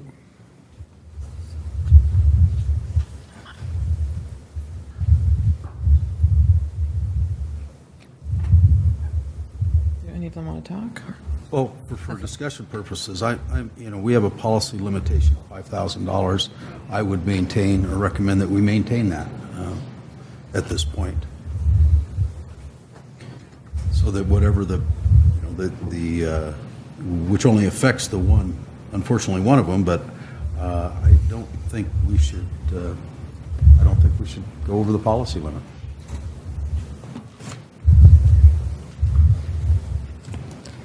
I would agree. And their actual costs were $3,000 last year. Find out why the cost was so Yeah, much and then higher. they're asking for, on top of that, a $5,000 cash Yeah. donation. Yeah. Mayor, we have a representative from Tiny Smiles in the audience if you'd like to speak to him. Council like to hear from Tiny Bert? Smiles? I would. That's Councilman. Okay, go I ahead. just want to clarify, I did not ask for $9,000. My actual costs in 2018 were $3,100. We're just asking to have the event again. So that $9,000 is not our number, correct? That is, No, it's in the application and how you filled it out. You asked for $5,000 Okay. cash and then plus in kind. we do not need $9,000. For our actual costs Okay. in 2018, we're closer to $3,100. That's what we're looking for. Yeah. So he would be looking for the hard cost, not the monetary donation, which would drop that down to $4,010. Okay. Thank you. Yeah, the application said 5,000 plus in kind. So we're well within the policy then. Correct.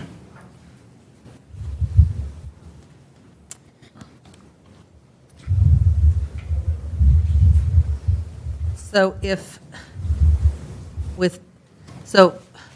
just to understand, so Vetrex is paying all of their hard costs and then asking for $3,500 from us? What are their hard costs that they're paying? They're paying for the rental of Veterans Field, police officers. I don't have the number exactly what we had agreed upon in front of me, and then any light usage that's required. and restrooms. So do you have any idea of what the cost, what that cost was?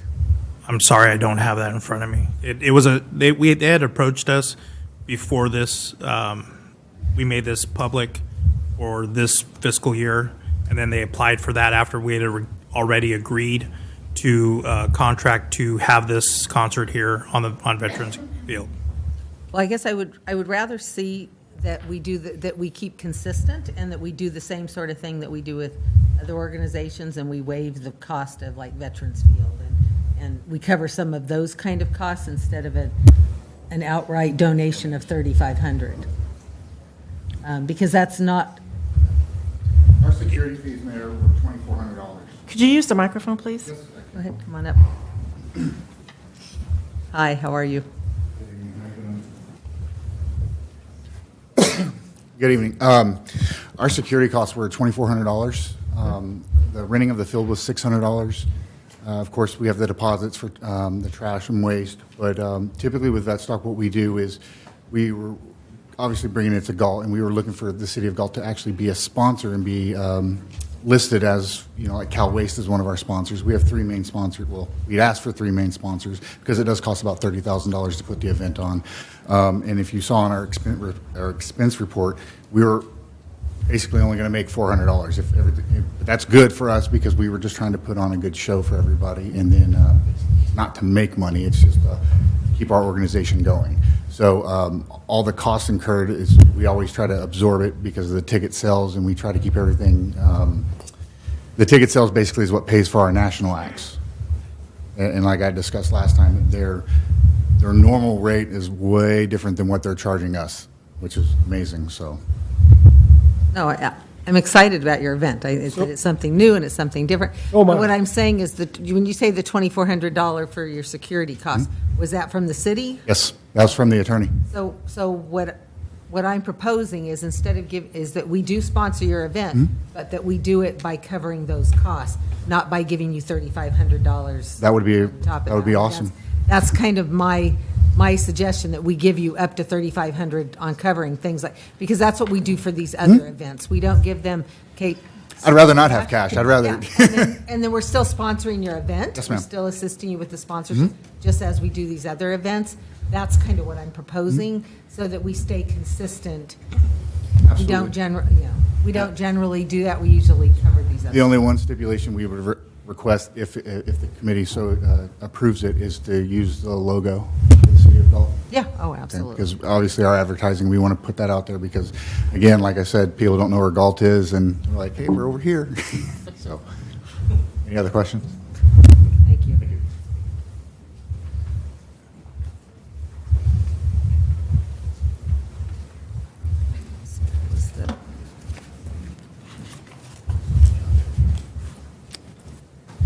Further discussion, or we have a motion? Where did we end up on Tiny Smiles? Because I'm He didn't ask for that.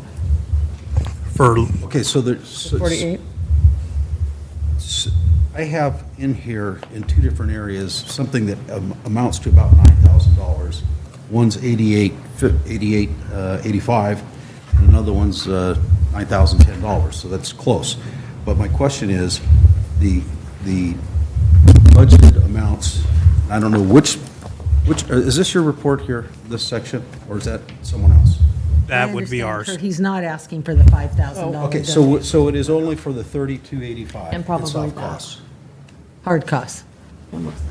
And the Chipola, the 600 for the Chipola. Okay. So we're under 5. Okay. Didn't see that. So Tiny Smiles is about 4,000 if you deduct the 5,000. Yeah, a little under. Do we need to make a motion with amendments for that, or? And then FFA is we're anticipating. So FFA, there still would be some cost because we're paying for police officers. Well, it was part of the hard Yeah. costs on it. Yes, if the chief still requires officers to be on site, there would still be the cost for the Well, I think officers. there's drinking. I mean, it's out in the open, 400 people. Probably needs security. So I would just subtract the cost for the street closures.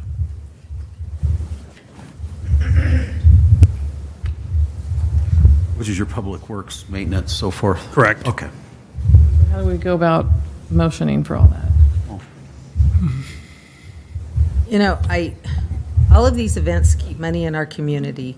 I think Tiny Smiles is a wonderful event. I still continue to have the same concerns that I had last year, in the fact that it's a fundraiser for an organization that primarily serves people outside of our community, as the rest of these events are serving people within our community. Yes, I think the race is wonderful, but I think it does serve a lot of racers in town. They've also donated defibrillators to the city. I think one's 2. How many defibrillators, Pastor? 2. It gets their name out there so people find out where Galt is. I would make a motion to fund with the 2 modifications or the 2 changes that were discussed, 3 changes. 3. One, FFA, which we would, it's not a hard cost, I mean, it's not a direct cost, so it's simply whatever staff time it's going to take. And then secondly, the vet treks, which they would simply, we would waive the soft costs again, staff, and then modification Tiny Smiles, simply reduce the $5,000, which was requested, and pay for the other I'll costs second. as presented. I'll second. so we're down around $2,000 or $20,000 for events. Yeah. We did save 15 from last year.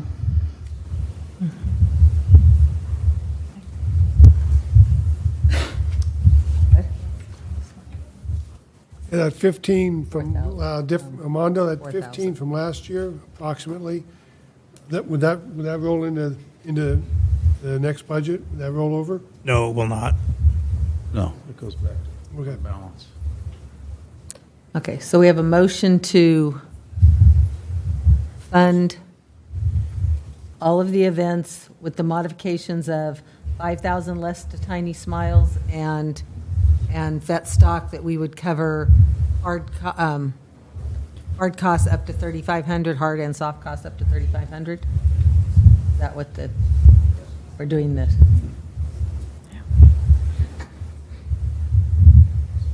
That's the motion? That was it. You missed one. I second it. And You missed one. You missed one? On the readback, on the FFA, right. FFA. Oh, and cover FFA. Well, FFA's, yeah, it's going to be just Yeah. what the staff cost is. Right. Yeah. You're revising Tiny Smiles up to $38,500, is that correct? Is that what you?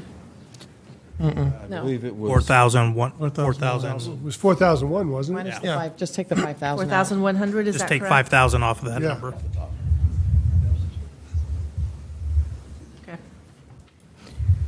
And this is all reimbursed, so then next year we'll get what the actual cost was, because obviously the actual cost this year was far less than what was budgeted. Correct. And these are just estimated costs that what we're giving you at a possible higher rate, depends on which personnel actually go out and do the job.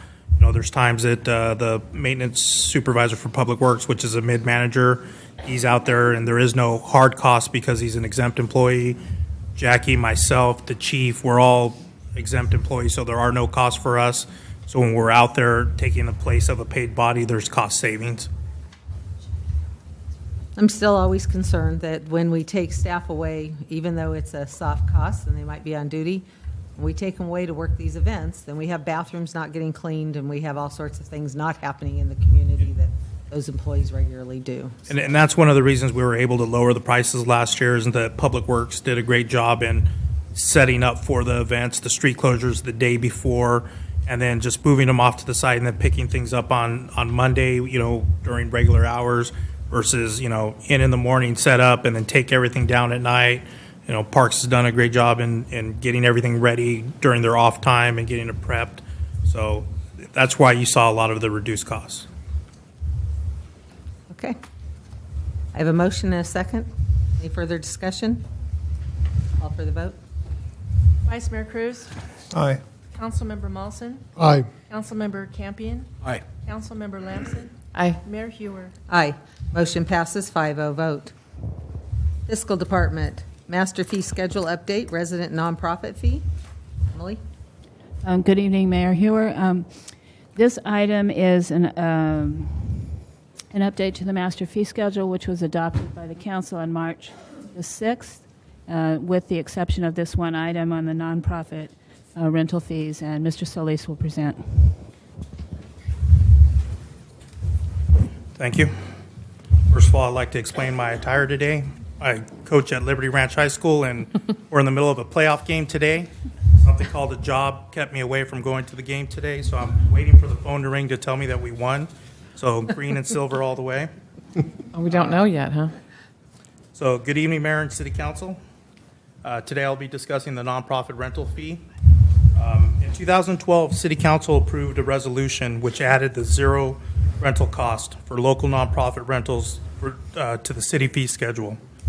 This allowed local nonprofits to use the Chabola and Littleton Center twice a year for zero costs. If they decided to rent it for a third year, it would be at the established local nonprofit resident rate of $400 at the time. In 2013, they revisited this resolution, and they reduced the number of free rentals from 2 to 1. And then if they had the second, they would have to pay the then cost of $500 for the established local nonprofit fee.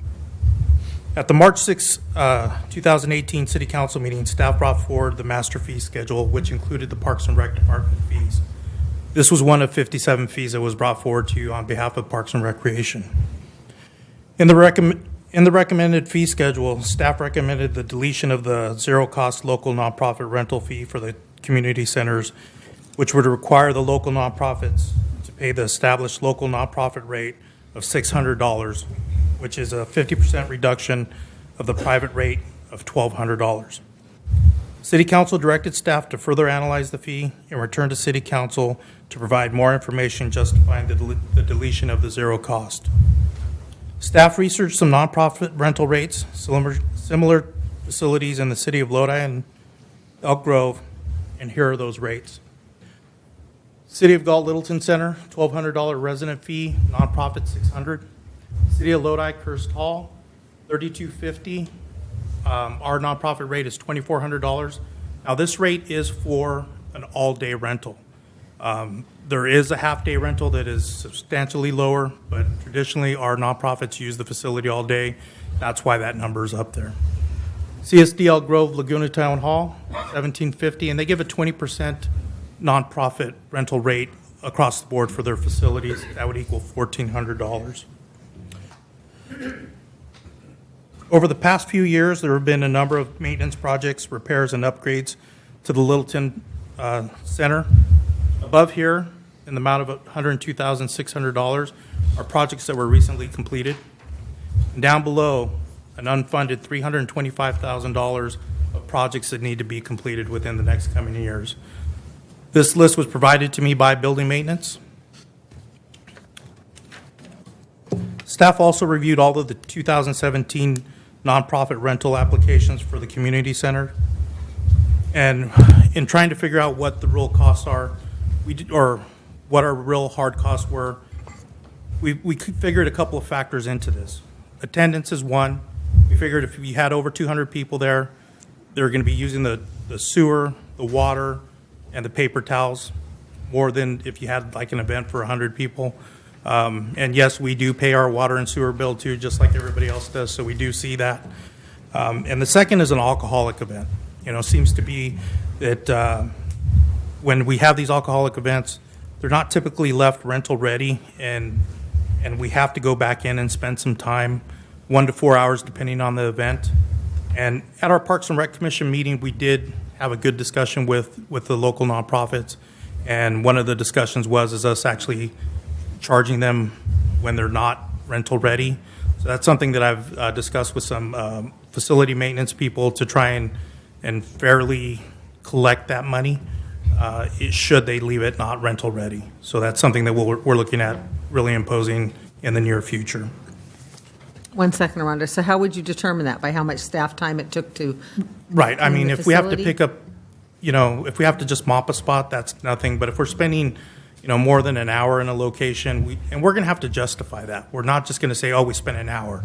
We're going to We're going to take photos, we're going to document, we're going to really show the fact that we had to spend that extra time there. Well, I know one of my concerns always is that I know the nonprofits aren't going in and scrubbing the bathrooms. I mean, you wouldn't even typically, so we're always going to have staff time going in and scrubbing bathrooms and restocking supplies. So there's always going to be some staff time, almost regardless of the event.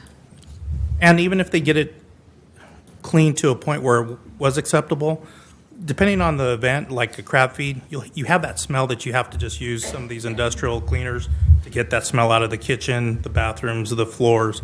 So it's something that they're not really capable or have the tools to do, like the scrubbers that we have, to really get in there and clean that facility. Well, and the cost of the extra dumpsters that we have to bring in. Correct. And we will be taking pictures of all of that, just documenting to make sure that we're not unfairly charging anyone. Armando? Yes, sir. Do you take a deposit then? We do. We take a $150 deposit. It's a reduced deposit for nonprofits. And it's typically rolled over because these events happen every year. They are eligible to get it back every year and then pay it back when they have the event. Is that sufficient to cover these costs that you're talking about currently? If we work 4 hours, it is. One individual, 4 hours? Right. It's at a rate of $30 per hour in the contract. Okay.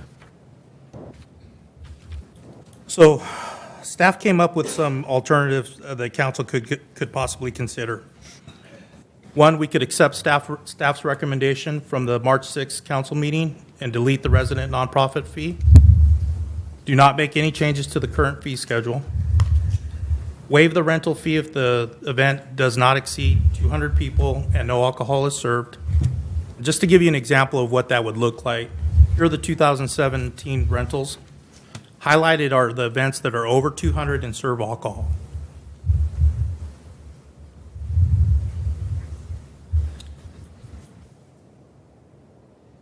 Have any questions on this? Well, we had discussed last time about the issue that I was feeling like Girl Scouts and Boy Scouts and 4-H, those kind of things, they sometimes use our facility for their programs, such as, you know, I would say that their father-daughter, their bridging ceremonies, those are part of scouting program, Golden Blue Dinner for Boy Scouts, even though I don't see it up there. I know they used to hold it at our facility. That my feeling was that those organizations shouldn't be charged. I mean, because those organizations are offering youth programming. And under these policies? They're not fundraisers. And if you choose this, they wouldn't be because normally they don't serve alcohol at those type of events. So if you choose alternate C, they wouldn't be charged. And what was the recommendation by the? I was going to get to Parks and that at the end. Would you like that now? Well, Okay. I thought you were at the end. No, I'm not. Okay, keep going. So the next one, I actually met with the local nonprofit coalition, and this was a great suggestion that came out of the meeting. We couldn't come to a meeting of the minds that day, but I did want to bring this forward because I thought it was a great suggestion.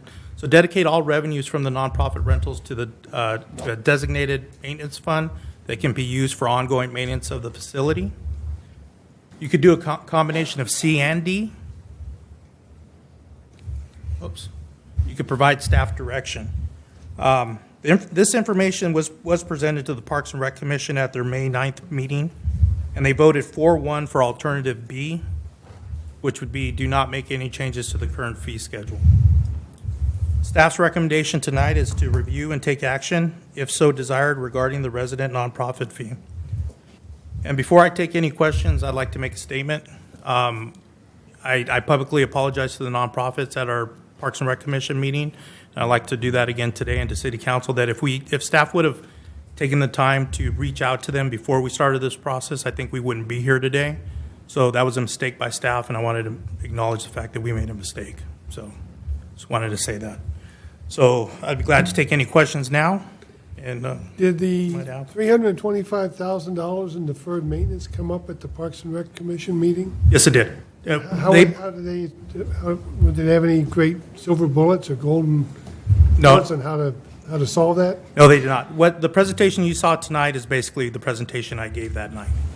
Well, and I would add another project onto unfunded maintenance, and that would be all of the walkways around, and they are a accident waiting to happen. I mean, the walkways up to the Littleton Center and the parking lot also fall under that unfunded maintenance. I mean, the tree has raised the parking lot raised the walkway so that it really is unsafe and probably very difficult for people with, anybody that might not be physically able. And the bathrooms there, I mean, the bathrooms are not ADA compliant. I know they fall under that.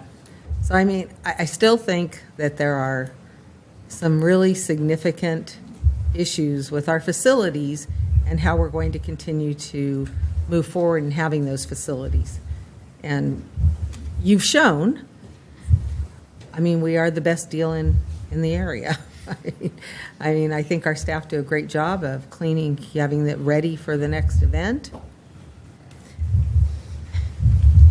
Has there been any discussion in pass-through fees for ticketed events, such as, they sell 500 tickets and the facility fee is 50 cents or $1 a ticket, tacked right on, and it goes to the city.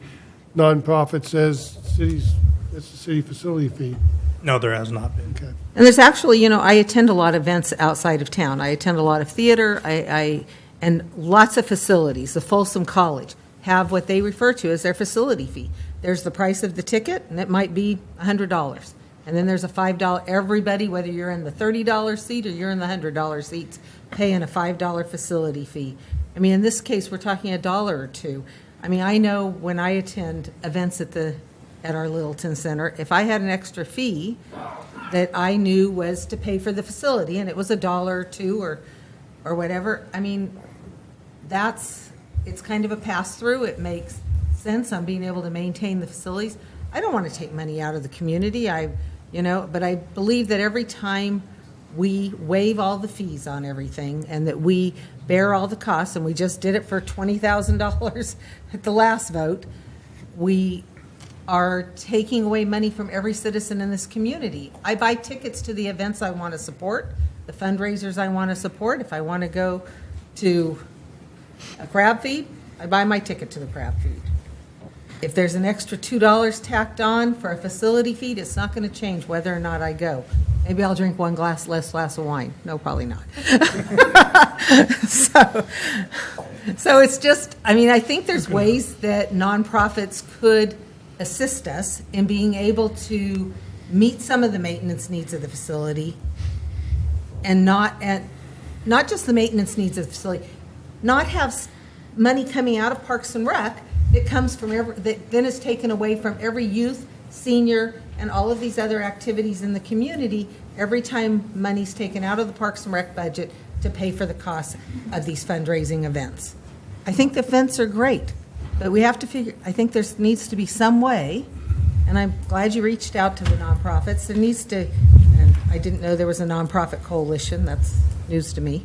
That group didn't exist before, obviously. So there needs to be some way for nonprofits to assist us to ensure that the facilities are there in the future, that other programs are there for youth and seniors and the citizens of our community. It's not just the Littleton Center that we have issues with, but I don't see, even when I look at these applications for events, I don't see CSD waiving any fees for events when they come in to inspect for permits. When I look at those events, and those budgets, there's CSD fees being paid. Every citizen, but for some reason, there seems to be a feeling in this community that we should give special status to organizations, whether the organization only has 10 members or whether the organization has 500 members. I struggle with it. That said, It's a difficult one. I lived through not only helping create and get a Boys and Girls Club built in this town, but I also lived through having to make the decision and vote to tear it down. $325,000 in deferred maintenance. If we don't do something, it's the elephant in the room, and we will end up tearing down Littleton Center. then what are we going to have?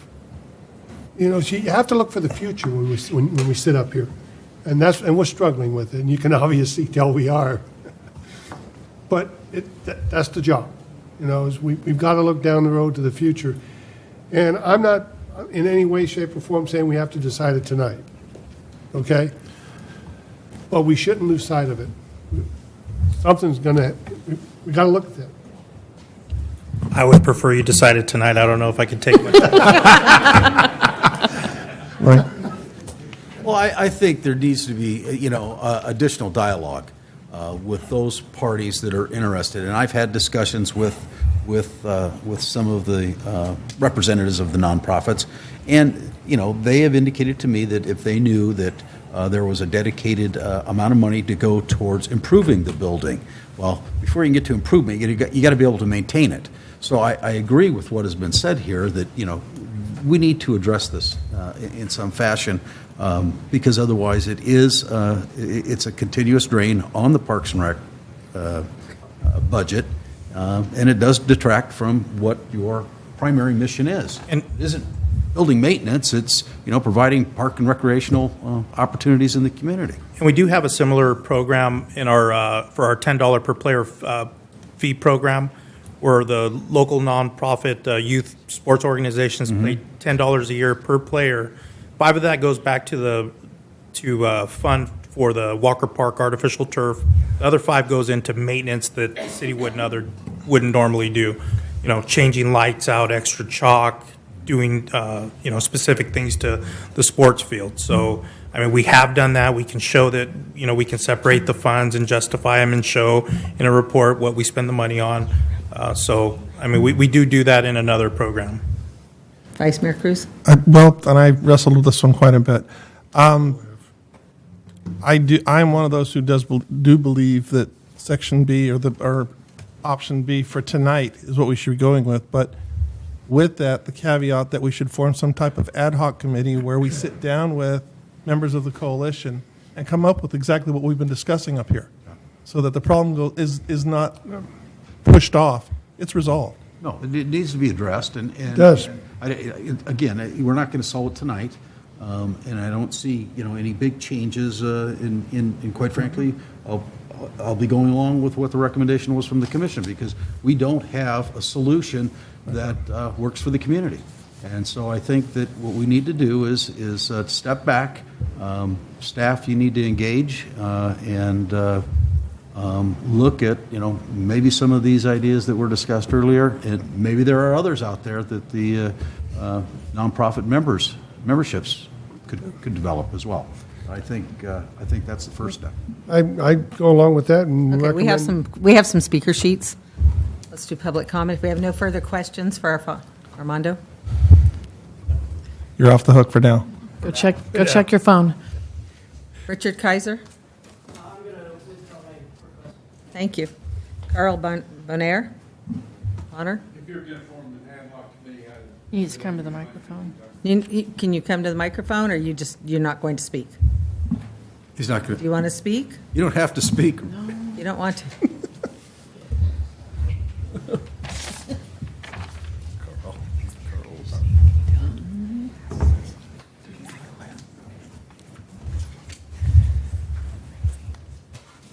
Hi, Carl. Thank you. Oh, yeah.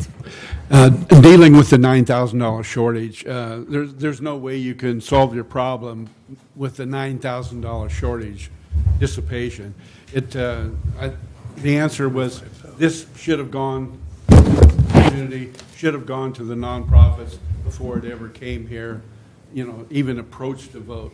I think the ad hoc committee is fine. I think it'll probably come up with some better solutions.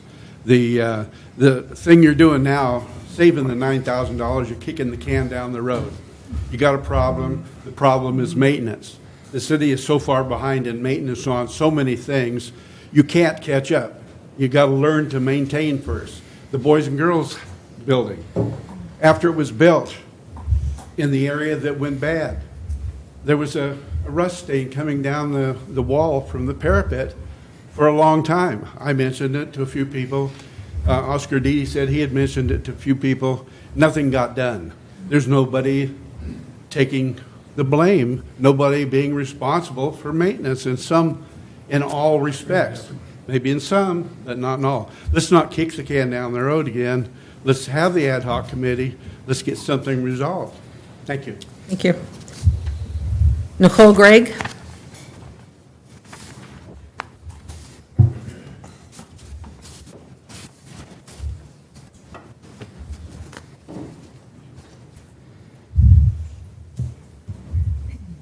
Good evening, Mayor and City Council. So I'm here on behalf of Girl Scouts, and the last meeting we kind of addressed things as far as like the fees. And I appreciate Mayor Hewer for mentioning how we aren't a fundraising events. We do these for the girls, for them to earn their leadership awards and roles. So when you guys are doing this vote, if you can take into consideration, we are truly nonprofit. We are not bringing in anything. Matter of fact, we had an event back on April 6th this year that I was in charge of and had gone to Parks and Rec to get the building. We charged $5 for that event for each girl. That included it was World Thinking Day. Each troop, they researched a country, they did all the information on it, made boards. We all went around. They had they had all their information there, and the girls got to learn about different countries. With that event, it did not end up costing that full amount. Therefore, rather than putting it into our general fund of service unit funds, we refund it back to the troops. On that same event, I had to jump through many, many hoops to even rent the facility. I went down there, and they allow us one, as the current contract says, they allow us one event per troop. Went down there with my Brownie Troops number to do. The girls have been in Girl Scouts for 4 years, and because we started a new troop and had not been established for 2 years, we could not rent the facility. So then I had to go to my oldest daughter's troop, and use her troop number. And this all transpired within one trip to Parks and Rec, of the girl going back in the back, coming out to me about 4 different times. Because then she came back out and she said, well, I need proof that you guys are a troop in this town. I needed to say how long you've been established, where you meet, all this stuff. So I left there without a date planned, because we couldn't put anything on the books until we had that. Called our Sacramento Council. Long story short, got the letter, submitted it in to them. Confirmed with her. She said she didn't receive the letter that I sent via email, so I sent it back to her via email. Got to the facility that Friday night, and doors were locked and lights were off. We called the after hours number. They came, the gal let us in. She said, I apologize, you guys were not on the schedule. There's a gymnastic mat that's covering half the floor. I can't do that because there was a physical disability, and that's fine, understood that. She said, I will call the guys to come out and move that for you. About 20 minutes later, and a gentleman came. I said, oh, are you here to move the mats? He goes, no, I don't do that. So during our event, we were only able to use half of the building. The other half had a big floor mat down on it. As we walked into the bathrooms, because we're Girl Scouts, you leave it cleaner than what you left it, but we always check it all out beforehand. We noticed there was restrooms and toilets that had not been flushed, and feces were in there. I'm not sure from when. So, I mean, I guess I'm going forward asking that you guys continue to have the fee schedule for these that are truly nonprofits, of not bringing in money and not raising money for these events. Keep it that way if possible. Also, the money, if you guys do decide to charge for those that are fundraisers coming in, that, as has been said before, that money truly does go to maintenance, because had we paid $600 to come into this event and charged extra, I think, and we not checked the bathrooms, and somebody just walked in there. I've lived in Galt my whole life, all 36 years, and I would have been very embarrassed, to have my facilities looking that way. But we just ask that you guys take that into consideration, that I'm not saying that the other ones aren't true nonprofits, but I'm just saying we don't fundraise, as you had said, Mayor, that we don't fundraise for funds for ourselves. It's just for the girls to continue. Programming. Yes. So that's all. Thank you, Nicole. Not sure. Mr. Patel? Nikish? Mayor, may I address a couple of those points, please? Sure, when we finish public comment. Okay. Can we do it then? Sure. Hi, I'm the president of the Galt Sunrise Rotary, Mukesh Patel. So I just wanted to bring up a few points about our small club in town. Our major event is the community dinner. We do it at the Littleton Center every year, and it attracts about 1,000 to 1,500 people every year. It's a very big deal for all of us, and a lot of you attend it, and we really appreciate that. It just brings the whole community together. And we do 2 or 3 major fundraisers every year. And I wanted to point out the money that we distribute in the community itself. We give about $10,000 out every year in this community to different organizations. We give it to some of the organizations we have are Liberty Ranch. We give money out to Liberty Ranch. We give out to the Galt Heritage Festival. We give dictionaries to all the third graders in town too. So that's a big project for us.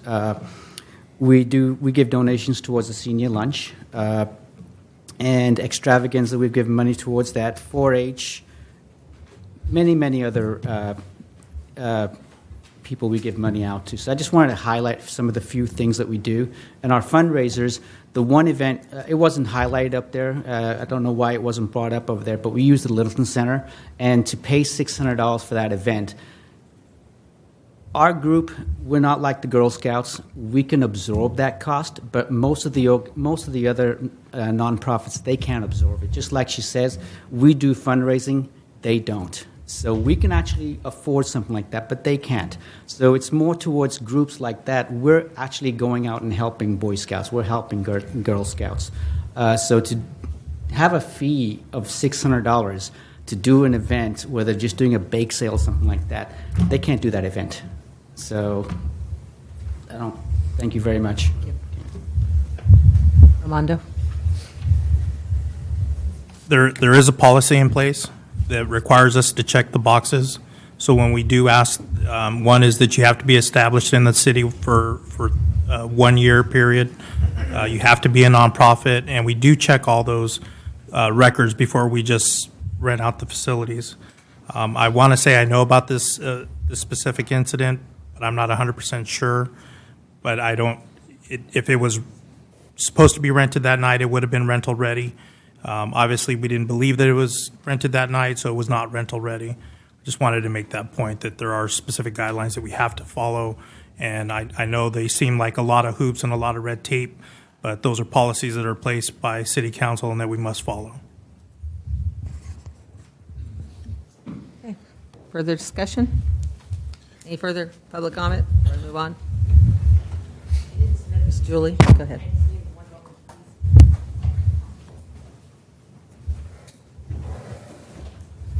I asked the same question at the Parks and Rec Commission meeting. I'm curious about the $120,000 that was spent on maintenance fees. Did you find out what fund that money came from? Yes, I did. I was advised by Public Works that it did come out of 06. It came out of 06, okay. Yes. So you anticipate that the entire 325 going forward will come from that fund and not from capital improvement? Yes, funds? that's what I was told by Public Works. Interesting. Okay, I'll look into that. Thank you. Yeah, maintenance funds are typically overhead, which is 06, not capital. Yeah. You know, following the last meeting, or when we've discussed this, and you know, I do think that we are going to solve it tonight. I think we can make a decision tonight regarding moving forward for the for the time being. But I really do. You know, even youth groups. You know, I used to rent the Littleton Center regularly. You know, and I know it's 20 years ago, but 20 years ago I paid $300 every time I had a Girl Scout event there. I just think that we've got to figure out a way as a community on how we're going to maintain these facilities. And when we take money, I think what everybody needs to remember that, yes, when this money comes from the Parks and Rec, comes from 06, the general fund is supplementing that 06 fund by about $1 million a year. And I will still tell you, the maintenance of, you know, I mean, I want public safety and I want the, you know, good parks. And as for events, people buy tickets to support those events.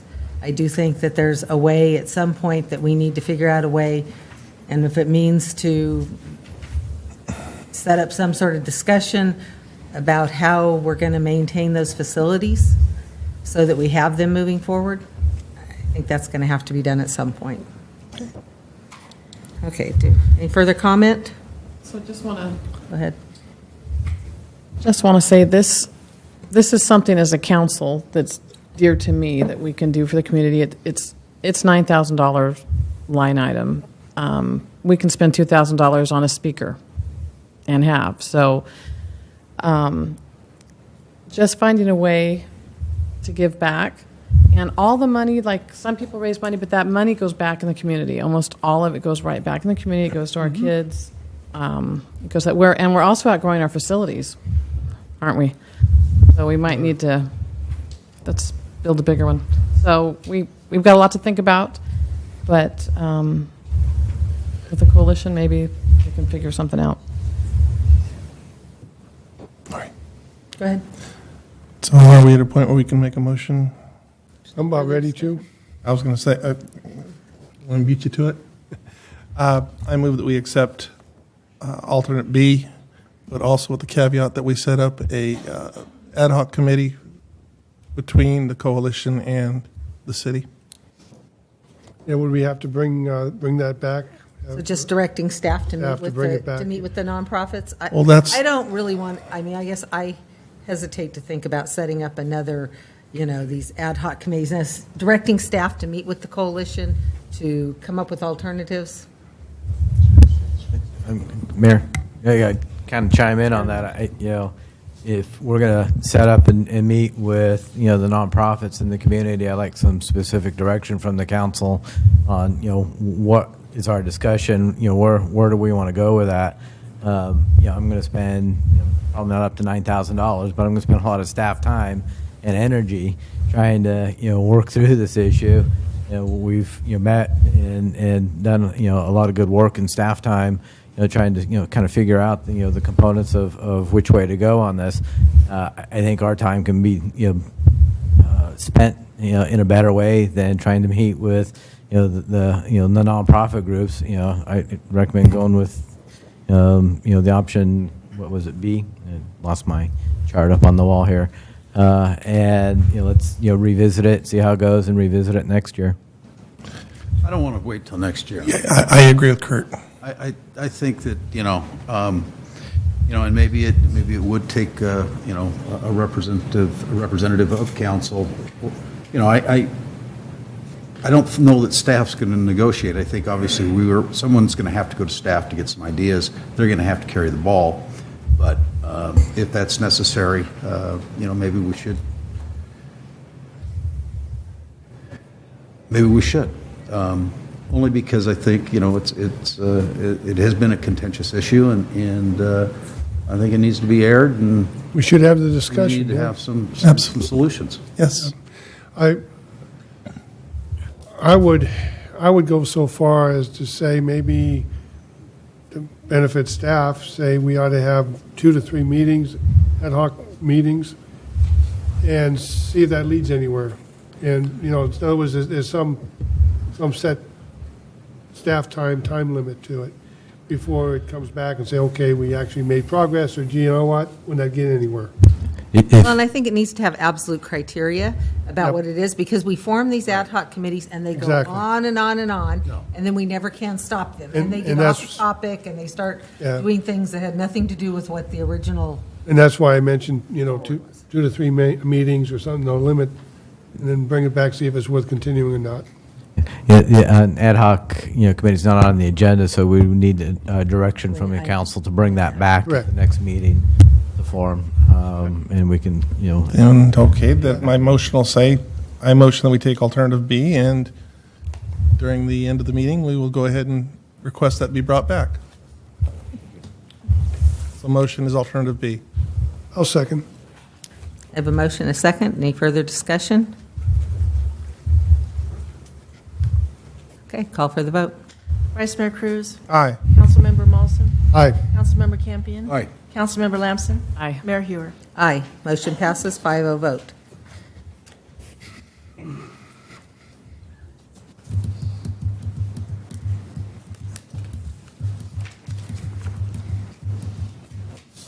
Okay, I've had a request for a 5-minute break.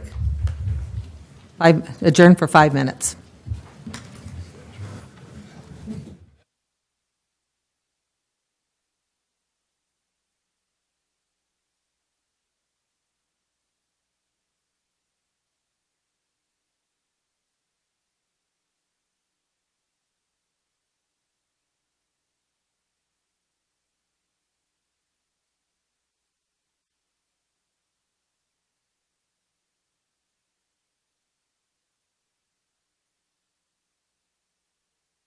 Historical Society wants.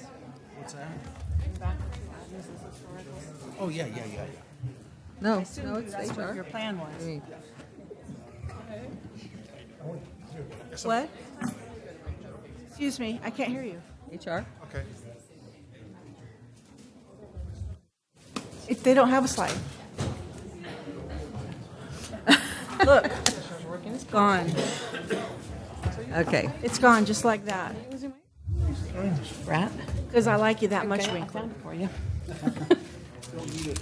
Okay. Council's present. Call the meeting to order. Cora? Approval of the Galt Public Service Unit Memorandum of Understanding with revised salary schedule, unrepresented employee revised salary schedule, and amendment to the city manager and city administrator employment agreements. Actually, Mayor, I'm gonna HR? kick this off if I can, and then turn it over to Cora to kind of wrap it up here. I just wanted to start out and thank the Galt Public Service Unit, Rocky Allison, and our HR, or Human Resource Director, Cora Hall, in kind of getting us to this point. Most importantly, I do want to thank the council for, I think, your direction and work on, with staff. One of the things that we talk about quite a bit through our strategic plan process is, what direction do we want to go with the city? What are our priorities? And in the last 2 years that I've been here, each time we look at our strategic plan, the employees come to the top of that list. And I know I'm out there talking to the council, the community, our staff all the time. We do have some struggles with a lot of our deferred maintenance of our buildings, vehicles, our IT. I kind of have that list of 9 that I talk about when I speak with the budget. But one of the most important things on that list is our employees, and without good employees and keeping comparative and competitive within the market, we will struggle with getting the good quality employee here working for the city of Galt. And I think what's before you tonight is a true representation of the council, giving back to the employees, within our negotiation agreements. The city did not ask for any takeaways. We are truly providing, the employees, bringing them up within 5% of the median of our comparable cities, and we compare ourselves to about 12 cities, I believe. 12 cities. As we kind of went through the process and the negotiating process. So I think this is a great moment for our city council, and I applaud the city council, and I applaud the Galt GPSU, and I do thank Rocky Allison and Cora for getting us here. Thank you, Gene. Appreciate it. I, too, want to thank City Council for all of your guidance through this process. We've had multiple meetings, and you have provided a lot of guidance through this process, so I really appreciate it. I also want to say thank you to City Manager and City Attorney for all of their contributions through this, and also Finance Division, Emily Boyd and Matt Boring, for all of their financial analysis for this process. Also, I want to thank our labor advisor, Charlie Howard, for all of his knowledge and leadership through this process. And of course, last but not least, I would like to thank the GPSU negotiating team for all of their preparation, hard work, and collaboration, which brought us to this agreement tonight. So I would like to go over just some of the brief highlights of the GPSU contract. The first item is regarding the term of the contract. The MOU will be effective for 3.5 years from January 1st, 2018 through June 30th of 2021. The next item is regarding cost of living increases. Jean had mentioned that we had a salary survey. I feel like this is echoing. Sorry.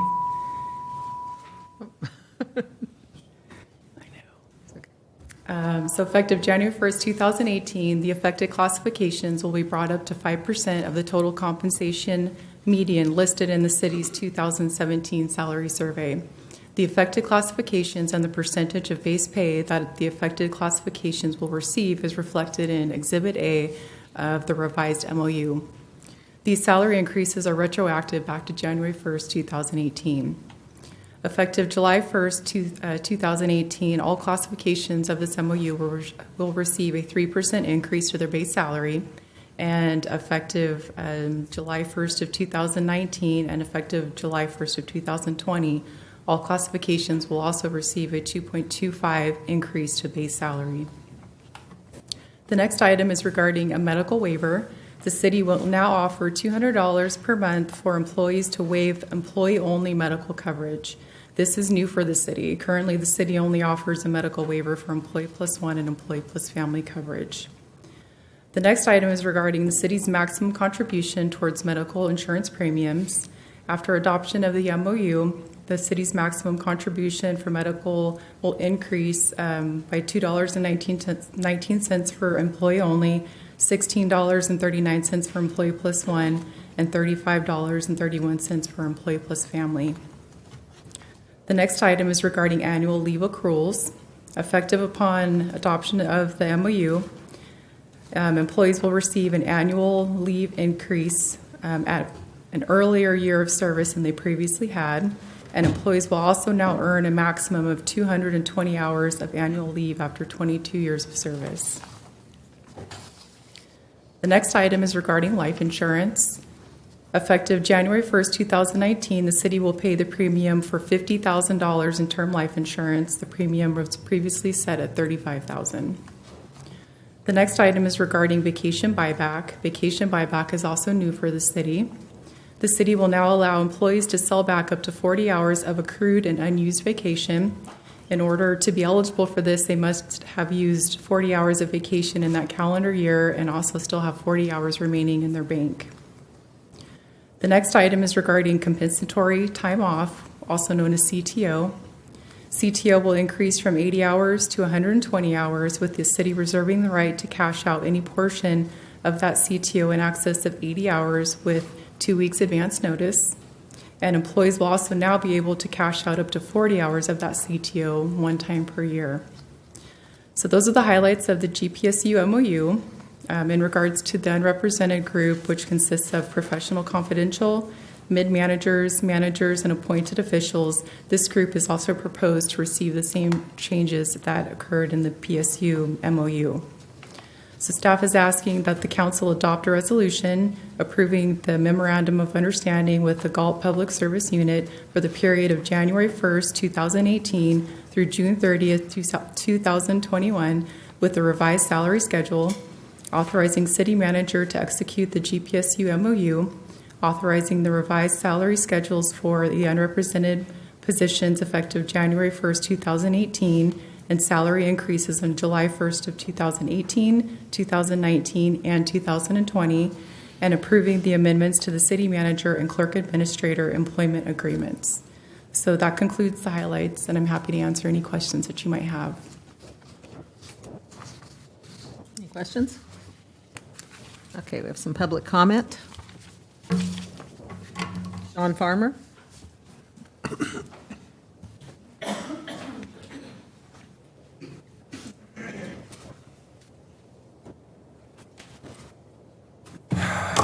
Good evening, Madam Mayor, Citizen Council, members of council. My name is Sean Farmer, for those of you that don't know me.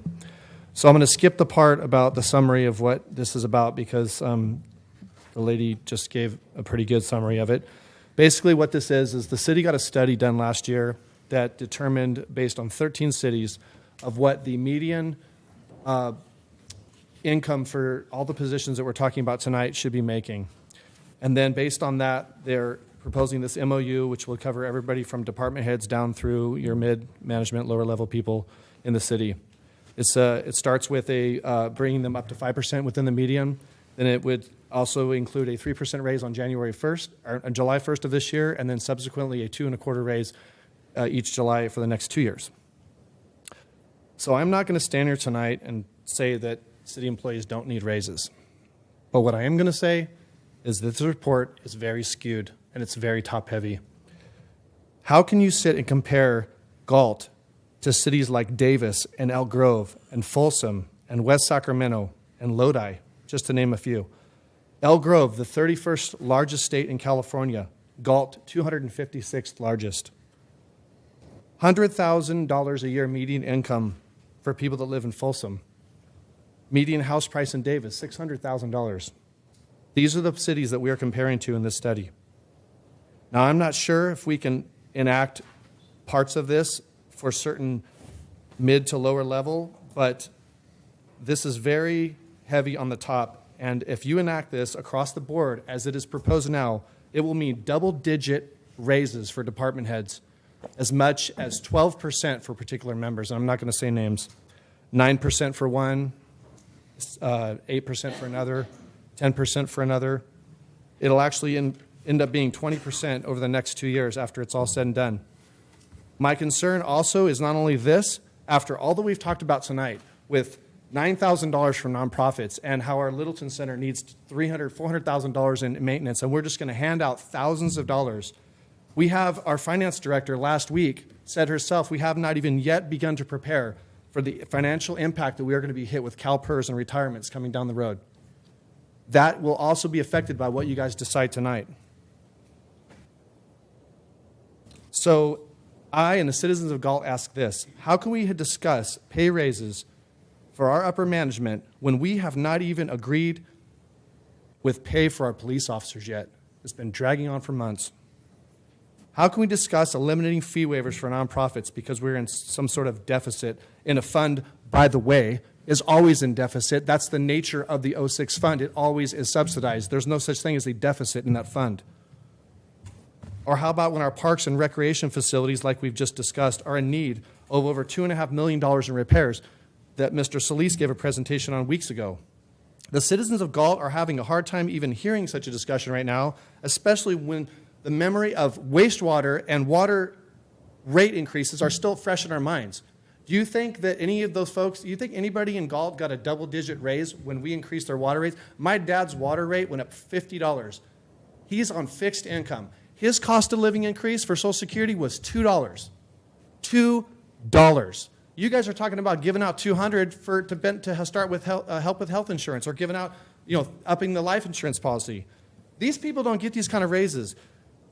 What's going on here is you guys are saying to the community that giving out raises is more important than fixed income people having to pay increases. You are saying it's more important than businesses that are carrying the brunt. I had business owners speak at the presentation talking about his water is going to go up exponentially, and he was going to worry about staying in business. He's not getting any kind of raise. You guys said, oh, well, the state of California mandated, we just got to hand it down. And that's true. But you know what? Don't sit there and say, well, there's nothing we can do, and then turn around at this meeting and say, well, we're going to hand out just a whole bunch of raises. Our city employees at the top end make very good money for the city. And you know what? I'm not going to make any friends tonight with this. I can tell you. There's going to be a lot of upset people up there, and you know what? It is what it is. But I just can't stand by and just not say anything about this. I was at a Parks and Rec meeting the other night. One of the commissioners asked if we could get some nets replaced. They said, oh, we'll have to look at the budget and see if we can find it. It was like $100 worth of nets. We can't even come up with $100 worth of nets, but we can talk about doing this. Mr. Farmer, you'll have to wrap it up. You have 10 seconds. So remember this. You have a duty to take care of the people of Galt, those who have elected you. The impact, the decision you make tonight on this is going to affect this community forever.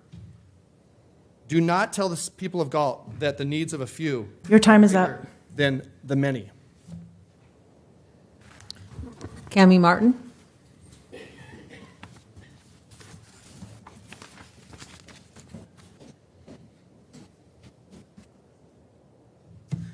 Good evening, all. I'm here because I care. I'm not paid to be here. None of this audience is. I don't get paid to pull the agenda, to post the documents for each meeting, to research their background, which, by the way, given the current state of our city website, is no small feat. I spoke before all of you 1 month ago and was able to educate and inform you on transparency. It has been encouraging to hear it used with so much frequency at the last meeting. This gives us confirmation that we are not continuing to water rocks and that the council is, in fact, not only listening but hearing us. When I came here last month, I also spoke about raises for our police officers and how they still didn't have a contract. Well, you all know it's a month later and they still don't have one, yet here we all are, all of our managers and administrators asking for theirs. But, well, it's thrown in with the regular employees, so how do you say no to that, right? Perhaps in the future they should be broken out. Managers, admin, separated from direct reports. I don't know, just a thought. Is because that guy 2 cities over got a raise, is that really a reason? What happened to merit? And I'm not saying that there isn't merit, because clearly I'm not privy to the inner workings of city or personnel HR information. However, I wonder, you get hired with the city and raises, are they just handed out and not earned? Is that how it works? The concept of being handed something without having to earn it is foreign to me, hence my confusion. Back on track.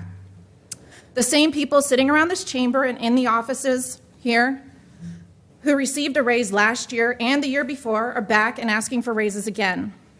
You know who hasn't received a raise in almost 2 years? Our Galt police officers. It's now May 15th. They haven't received a raise since July of 2016. But here you all are with your hands out again, while we all sat and quabbled with the nonprofits over not $9,000, but $8,400, because there were 14 nonprofit events on that list, multiplied by $600 equals $8,400. Our city and police department should collaborate to do 3 things. The first being priority, and the latter 2 in no particular order. 1, retain the highly qualified, experienced officers we currently have. 2, attract and hire laterals. And 3, select and hire quality recruits. The city, being our city manager and council, need to make it a priority to get the chief and police department what they need to make this happen. Retention is a necessity, and this revolving door, it needs to stop. You have to give the chief some tools for his toolkit, and you are doing nothing but setting him up to fail, and that's completely unfair. In this case, the tool he needs is money, period. Our police officers fight for us, literally, and I'm here to fight for them figuratively. They go home to their families bruised and broken for us, to keep us safe. They want to live and work here. They don't want to leave, don't make them. Pay them what they're worth, pay them to stay. Pay good ones to want to come here. Other departments are giving up bonuses to live in the city limits. Cash sign-on bonuses just to come work for them. We can't afford that. But we can do right by those that we have and those we hire. So when you and they go back into negotiations, please keep in mind that we're not just looking at the lowest number possible. We're looking at 3 years out. We're looking at who we want to live next door to us and down the street, who we want on our kids' baseball team and coaching their soccer team. This is our city and our community, and we have police officers who can't afford to work here. That's heartbreaking to me. This is their calling. They do it because they love the job and they love each other. They want to stay together. Mayor Hewer got it right when she said that our #1 priority is safe streets and safe parks. Who keeps them safe? It's our police officers. For those of you who may not know, this week is National Police Week, with events taking place throughout our country and ultimately culminating in Washington, D.C. And as today is National Peace Officers Memorial Day, I would like for us to please take a moment and bow our heads in silence to honor those who have died in the line of duty. Thank you.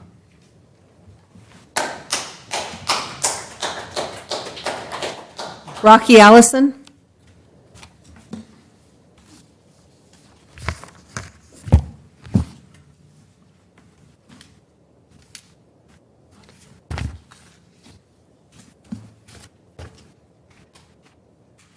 Good evening.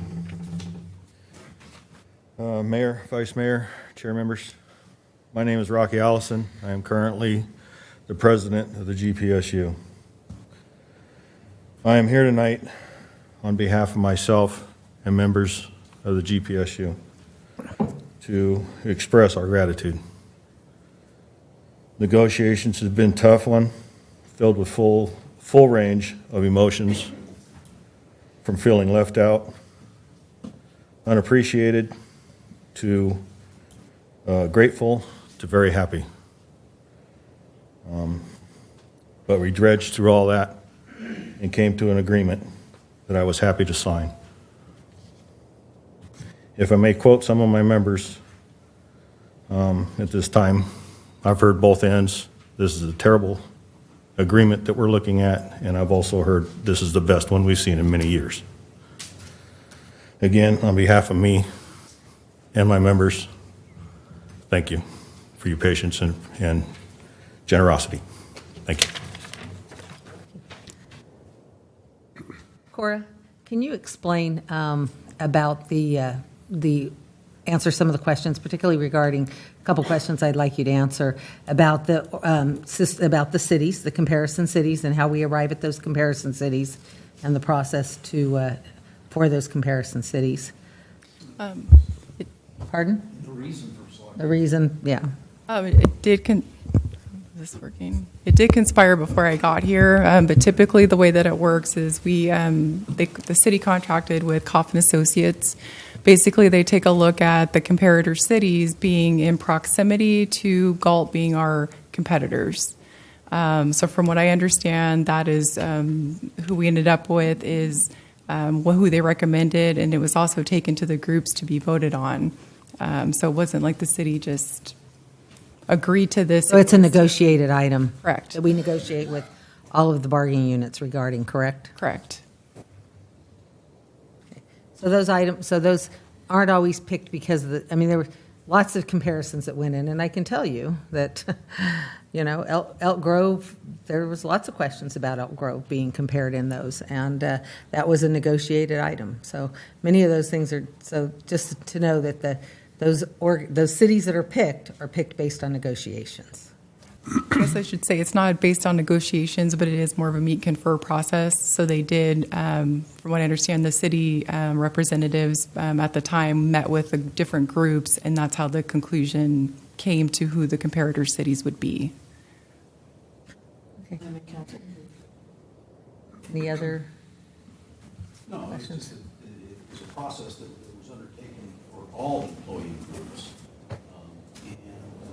One of the main concerns was proximity. We are in competition with those cities for quality employees, and in order to do that, this council looked at what would be a reasonable number in terms of establishing what the mean was, and that's for total compensation, not necessarily salaries. Correct. A lot of times there's some confusion there. People just look at salary and don't take into consideration things such as the city of Galt does pay Social Security. Most of the surrounding cities do not. So there is an additional cost and an additional benefit to that employee that works in the city of Galt. So it's and it is difficult to when you compare cities to get apples and apples. But through the total compensation process, I think it is the most meaningful and accurate. And that is what was agreed upon. So, Would you also explain regarding the median? So what that means, or maybe Emily, but that we take those and that we're taking total comp. So basically, the figures that we looked at were the total compensation median. So basically, it included all of the base pay, the incentives, medical contributions, anything that was contributed to be considered as like a total compensation package for an employee. We use the median, which is basically the middle number because it's the most fair. We don't also take the had- high and we don't take the low. We try to put Correct. ourselves in the middle. So when you're looking at an average, it's possible to have outliers within there that could skew the figures either way. So typically the most, I guess, fair way to look at it would be to take the median.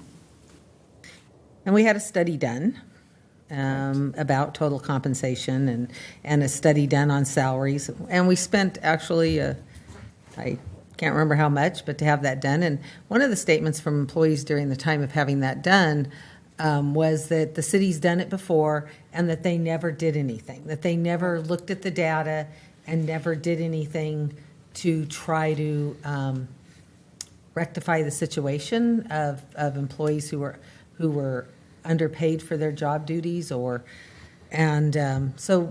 in doing that, we took that study and have tried to look at, and that's one of the raises that the raise employees are getting back retro to January 1st isn't all employees. It's only those employees who were found to have their pay significantly less than 5% within the 5% of the median. That's what I wanted to point out is this total compensation was by position. It wasn't by employee group, correct? Correct.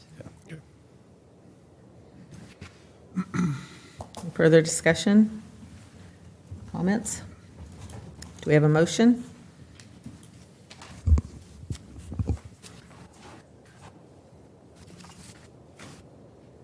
Do you have a motion? I would motion to approve the MOU for the Public Service Unit through June 30th, 2001.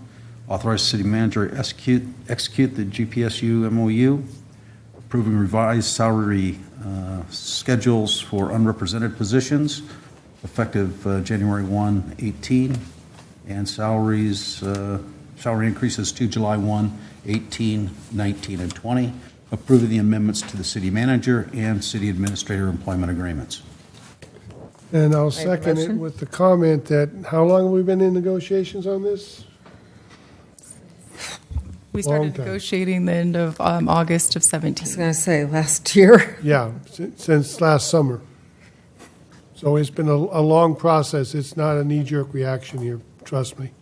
Anyhow, with that, I'm seconding it. Second the motion. I have a motion. Yes, I have a motion by Councilmember Campion, second by Councilmember Molson. Any further discussion? Call for the vote. Vice Mayor Cruz? Aye. Councilmember Molson? Aye. Councilmember Campion? Aye. Councilmember Lamson? Aye. Mayor Hewer? Aye. Motion passes 5-0 vote. Public Works Department, consideration of alternatives for revising the 4th Street parking lot and open space plan. Thank you, Madam Mayor and council members. Trung Trinh, our senior engineer for the Public Works Department, will be presenting this item. Good evening, Madam Mayor, member of the council. Tonight I'm making a presentation on the alternatives for the 4th Street parking lot open space plan. The original concept, master plan of the 4th Street parking lot open space was developed 10 years ago in 2008. The original concept had parking essentially on 4th Street and C Street up to the Union Pacific Railroad property line, and south of that there's a open space / parking lot. A number of things have changed since the original design was conceptualized 10 years ago. We lost redevelopment funding. Let me step back a bit. So we had the C Street Complete Street project developed at the same time, and the 4th Street open space area was incorporated into that project. Due to loss of redevelopment agency funding, and actually bids that came in higher than expected, we actually ended up cutting that project quite substantially. So we ended up only doing a section of that project, just the 4th Street section.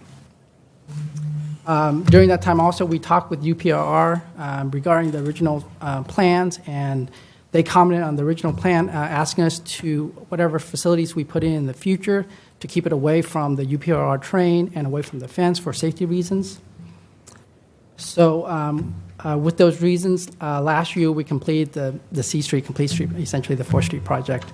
And as we were completing the project, we discussed with SHRA. There was funding available, and I think SHRA provided about $65,000 for the 4th Street parking lot open space area. We were able to install the parking lot right there on 4th and C Street. There's 18 parking spots there. And as we finished up the project, we continued to communicate with SHRA, and they told us recently that there's additional $400,000 available to complete out as much as possible the remaining part of the 4th Street Park and open space. We wanted to note that there's no additional other funding that's designated for this project. So with that, staff recently came up with 3 options for your consideration. The first option, there's an entrance at East Street, 2-way traffic, perpendicular parking. There would be trees and landscaping to cover up the railroad fence. To beautify that area, there'd be bark and mulch, a decomposed granite path as a maintenance path, and so these plants here conceptually would be drought-tolerant plants. Option 2 is similar to option 1, but the only difference is that there's one-way traffic and there's diagonal parking with these long trailer parking stalls. We wanted to provide option 3 here for your knowledge that had we known about the funding earlier, I think we would have reconsidered doing some of the work that we've recently did on East Street. We wanted to provide this option to show that there is an option to enter from S Street, not touch any of the new improvements that we recently installed. So with the 3 options, we had a staff meeting, and we carried out these options and had a meeting with the Historical Preservation Advisory Committee. All of the committee members favored option 1 and 2. They liked the Y path of option 1, and they liked the diagonal parking and the long stalls of option 2. Additionally, they requested commemorative plaques to be installed with this project to commemorate the original train station and the cattle stockyard. And last Thursday, we met with the Planning Commission, and 2 out of the 3 Planning Commissioners favored option 1 and 2, and 1 member favored option 3 for the total amount of parking spaces that was provided. And so with that, I'll hand this bullet over to Steve. And that brings us to tonight, and these are conceptual options on a revised master plan for completion of the open space on the east side of the railroad tracks. We do not have funding to do all of any of those plans. We would have to phase whatever option is ultimately selected. We will have to phase that and look for future year annual funding opportunities, whether it be through CDBG or other program sources.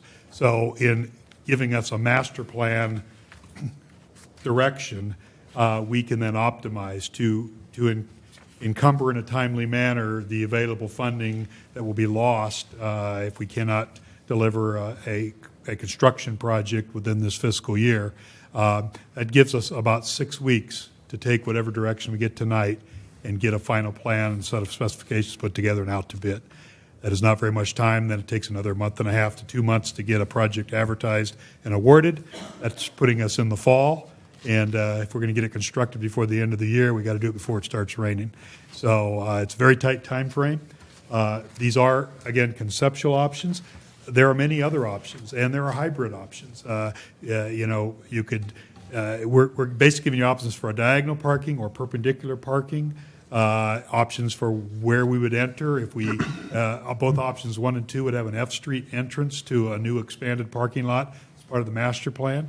The community is aware we've got some dying palm trees out there that are going to be removed.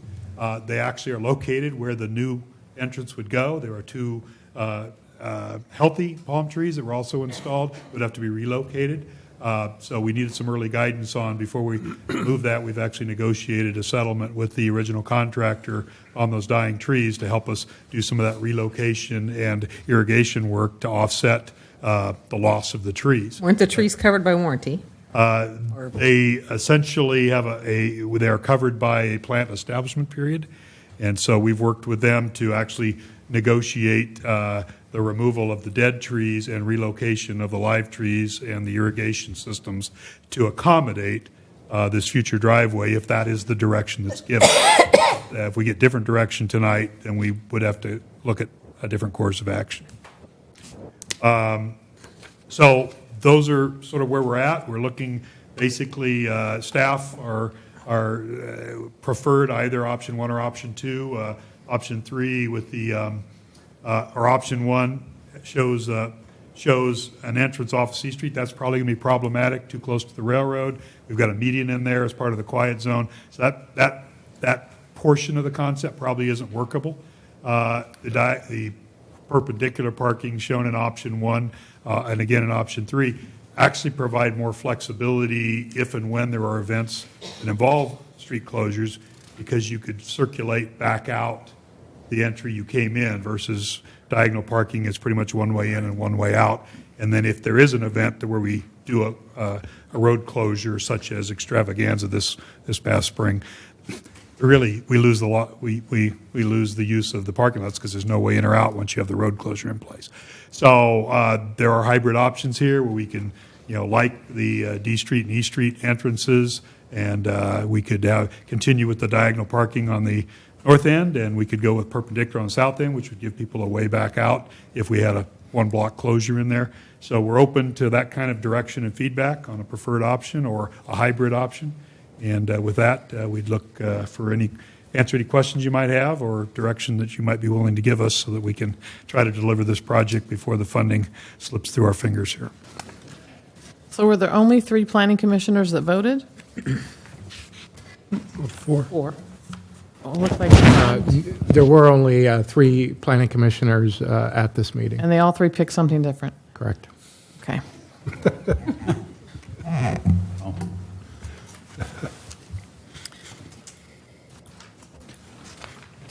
Great. Are you waiting for feedback? Can I add about the funding? So SHRA is $400,000, and it's very unlikely that we will be able to complete this full project as is. The funding as provided would only, rough estimate, be able to install about 50, 60, maybe 70%. We'll never know until we get the exact bid in, but we're looking for a direction on the essentially master plan. We'll do what we can with the funding that we have for this year, and in the future, with available funding, we would finish it out with whatever master plan that we choose. Do you have a parking lot count, a parking stall count? The first one, I believe is 80. The second one is about 60. I think it's 62. There's a count on there. Too small to read. I can't read it. Yeah. And the last one is 113, I believe. Kurt, you had a question I don't think we answered. I didn't really have a question. Well, I do have a question. Under option 1, where it looks like there's a driveway entrance out onto 4th Street at the north end, is that correct? Correct. So that is a conceptual option. We don't think that's probably practical from a traffic engineering standpoint, and UPRR may actually nix that option. Well, okay. And also, what about it? I mean, the entrance or the entrance exit right next to the railroad tracks that appears to be you don't see an issue with that? We do see an issue with that. Okay. I personally like option 1. And the only thing I would maybe consider is adding conceptually additional parking towards the exit at E Street. I can't really tell. It doesn't look like there's parking all the way down to the exit. It looks like there's a bunch of landscaping, but I would prefer to maybe just move the landscaping back and pick up the parking spaces at least down to E Street. But I prefer option 1. I just wanted the reason why there's actually that curve in there is because of the landscape. There's a power pole there. There's a guide wire there. And so, again, this is all conceptual, and we'll look into it. Timing is an issue with this project, but that's why it does. Would you be basically working north of the existing parking lot at this point? Or where do you plan on where would you start work? It would be south, or either adding to the existing parking lot and then working our way south as far as the money would let us go. So in option 2, you'd have to do something with the power pole, right? Correct. Both option 1 and 2, you would have to do something. Actually, even option 3, we would have to be doing something with the power pole. Now, we will be trying to coordinate and see if we can get work around that. But this is, again, very preliminary as the funding became available. So we would do as much as we can to facilitate the area so traffic flows as best as possible. The more pavement we do with the next phase, the less landscaping you'll get. The more landscaping we do, the less money there'll be, and that's why it's going to have to get phased. And we typically enjoy a little bit of council confidence in our ability to try to find the right balance and bring back. You will be presented with a final recommendation as we would recommend going out to bid on the project, and we'll probably bring an informational item back as to what the sort of the initial phase design or what we can do. We'll probably put it out with bid alternates to try to get as much project as we can within the funding that is available based on bid prices. So we're going to try to be creative to deliver as much project within the available funding as we can, but we're kind of at the crux of we can't finish our design until we pick a direction here, so this feedback is very helpful. I have a question about the section just to the south of East Street, and I think, I'm not sure, is it what you were touching on, Kurt? That open space there, that you've got wide open, the brown area, is that not possible to use for parking? Option Yeah, that's That'd be option three. Further south of East Street, you're talking Right. about? Yeah. So none of these options are mutually exclusive going forward. As money and funding becomes available, we can do further work. The problem with option 3 is, as was said, you've got an entrance and an exit too close to the railroad crossing. So if we can do a hybrid to that effect and put more parking over that area, but leave option 1, I'd be all for that idea. Again, removing that exit and entrance on C Street. Yeah. This has to go. And we don't have money to do that. And we've So we're had really a very talking similar about- analysis at a staff level the last week as we were looking at these conceptual options, that probably is not workable to enter onto C Street. It'd have to be a right in, right out, and if you've got a road closure, that just isn't going to work. I don't think UP will buy into that one. No. No. So you're looking at the entrance being D and E Street. The entrances will be on D and E? Because the other ones probably aren't, in the picture, aren't feasible. Oh, there goes Mark. And then it's someday in the future, possibly on F Street. Just to clarify, the current existing facility right now, we actually do have a parking area right there, and it's essentially here, and there. We do have this entrance, and we do have this entrance here. Is that the right location of the entrance? Yes. Okay. Yes, it doesn't show very well, but Okay. it's a diagonal, so Looks a little you bit come south in to at me. D and you exit near C.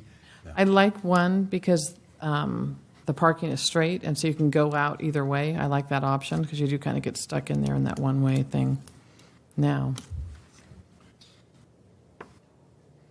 Minus the train entrance. Well, actually, kind of like option 2 because of the longer parking, people with trailers, food trucks, all those kind of things. It gives people a place to park that's outside of, because we really don't have parking on our street. If someone were to visit us that had some sort of RV or trailer situation, so at least it has some of the pull-through kind of parking, correct? I mean, I'm reading this right? That's what those long spaces are? That's what it looks like.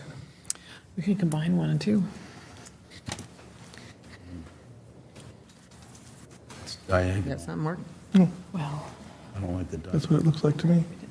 Well, I like, 1 or 2 is fine, but I do like the fact that we would have some parking for people with trailers.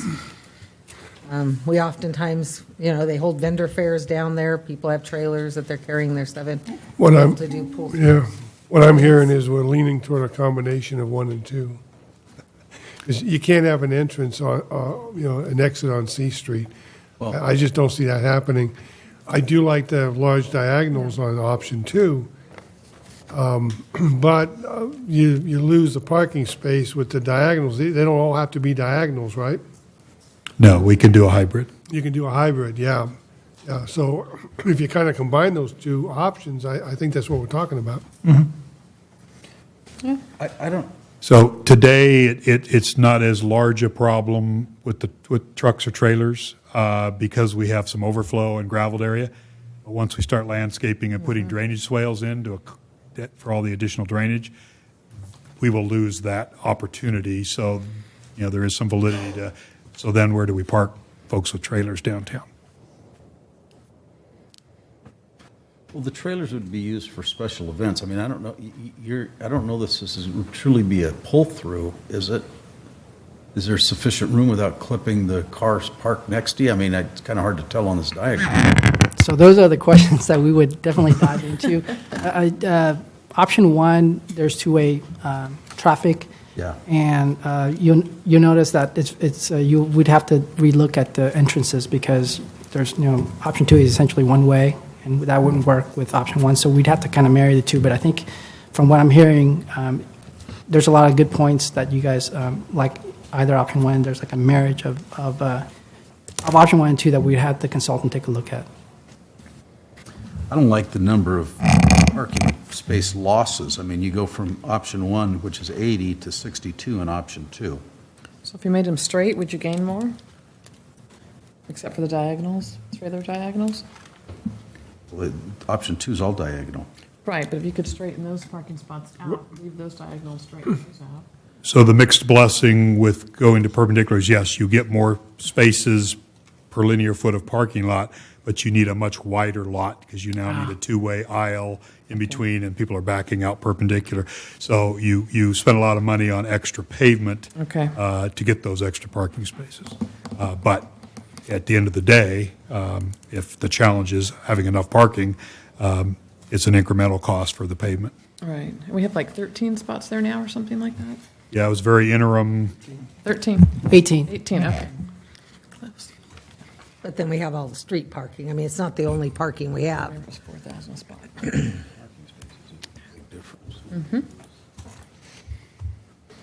Okay, so, I don't know. Guess we really haven't given you any direction. have we? Actually, I think we've got enough feedback that we can come up with some working concepts that we, like I say, we need to kind of go into full speed design mode with our consultant and maybe come back with some alternates as we move forward. But I think we've got, what I'm hearing is a hybrid, trying to maximize parking, maybe having some trailer parking and having the exits remain on 4th Street. Can I add one Go ahead, thing real Mark. quick? I like that idea totally, but is there any way, since we are going to be doing this in phases, from what I'm understanding, kind of put a priority on the fact that there's some serious leveling issues out there, especially when we have heavy rains? I don't know why or who or what was done out there, but when you get a heavy rain out there, you actually have a lake. And if you're going to be doing it in phases, it could destroy your whole project. Yeah, we understand that, and the sort of the gray-brown wandering line is a drainage swale that would go into a positive storm drain system. Clearly, any phase you build, you'd have to get enough drainage to serve that phase. Yeah. And then as you do a phase next, you'd have to expand that. That's what they thought about the project that's out there now, and that's why we have the lake. That's why I was asking that. Well, the project that we put out there now is very much an interim phase with an overflow area that didn't have any money for drainage. So we graded it to drain away from the pavement and create a small lake for a few months and get us some parking the rest of the year. Okay. Okay, thank you. Thank you. Thank you. So you got what you needed? Well, let's get it done before, let's not lose the 400,000, okay? Yes. We mess around, we will. Okay, City Clerk's report, consideration of appointment of representation to the city-created committees, commissions, and boards. Donna? Okay. On the agenda, we actually have two appointments. One is for a planning commissioner. That is City Council Member Campion's appointment. His previous appointment, Doug Cannell, resigned on December 20th, or excuse me, resigned on March 16th, 2008. We received 4 applications, which are included in the agenda report. Councilmember Campion, it's your appointment. Yeah, thank you. Yes, we did. We received the 4 applicants. I interviewed and talked with all 4 of them. Obviously, I think any one of them could do the job. The individual, and when I spoke with him, I told him that I would be getting back to him and let him know what my decision was. The individual I did go with and selected is Keith Jones.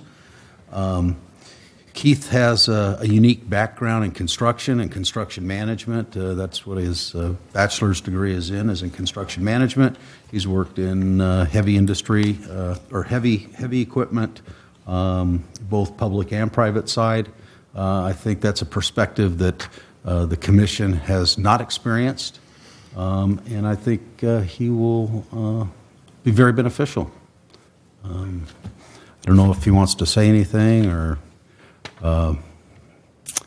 But that's who I recommended. Okay, great. Okay. So can I ask you a question? Sure. It's come up, people have asked personally, and he sounds fabulous. He's got a lot of experience. Can you explain how it's not a conflict of interest? Because George Reed does a lot of work in the community. How Planning Commission does not award.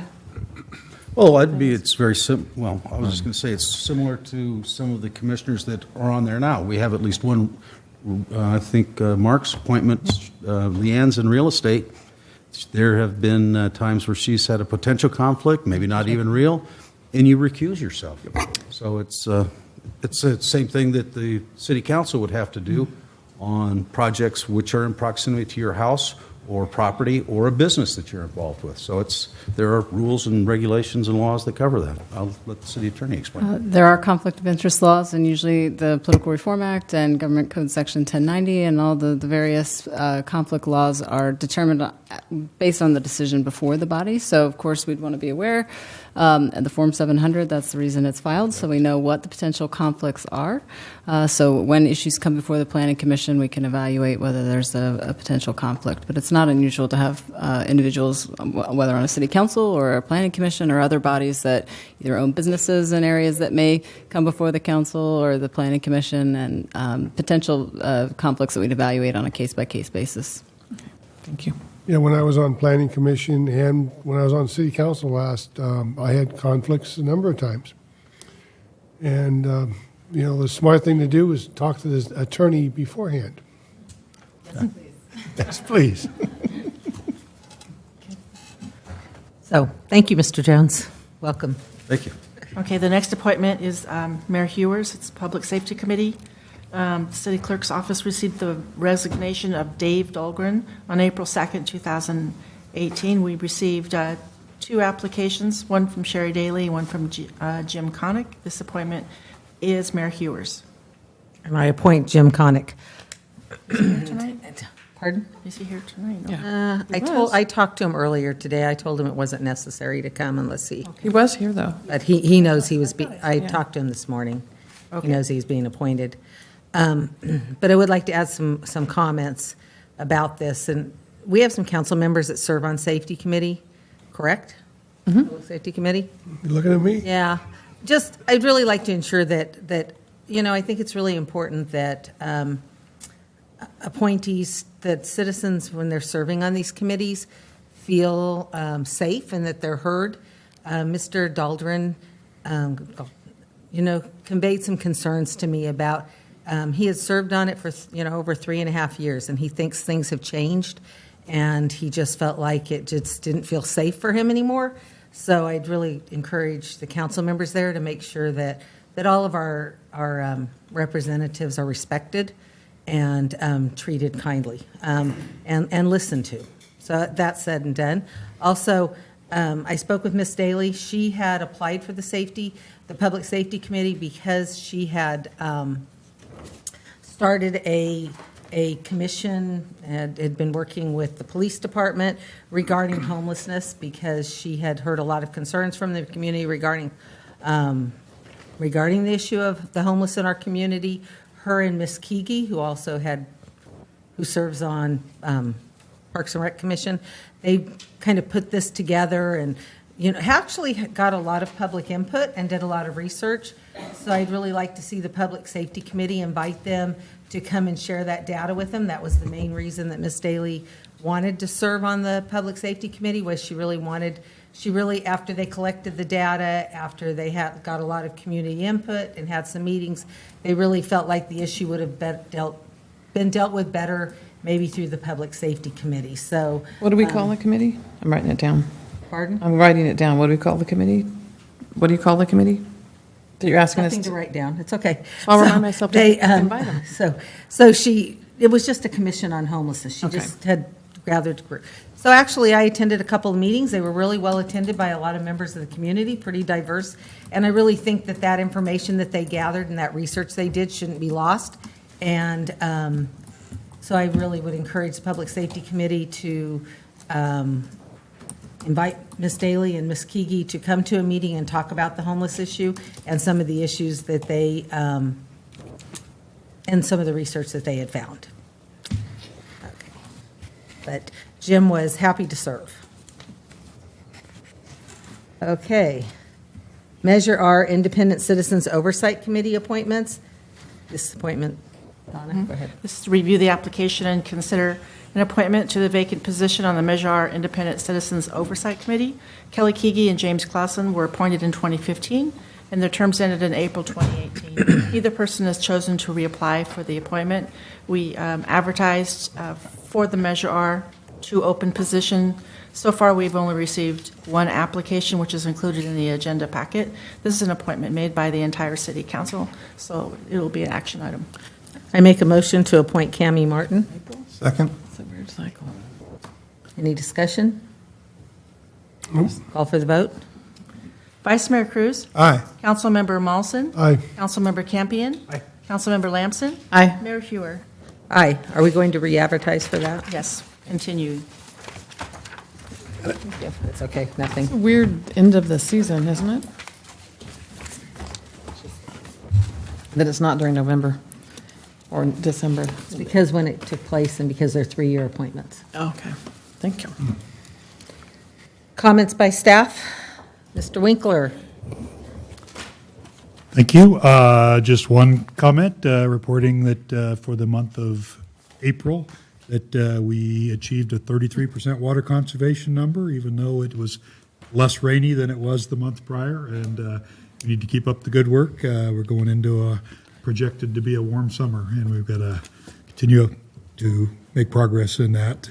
We will be doing a newsletter article on water conservation and reminding folks what their watering days are. We're recruiting as we speak for a water conservation officer to help us during the summer. So we're going to try to keep focused on the right things for water conservation. Okay. Chris?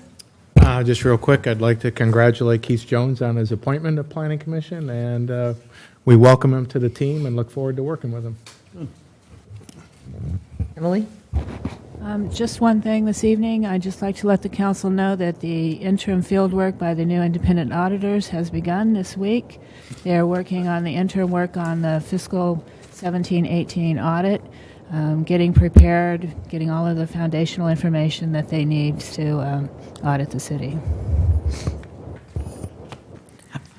Chief? Just a couple of updates.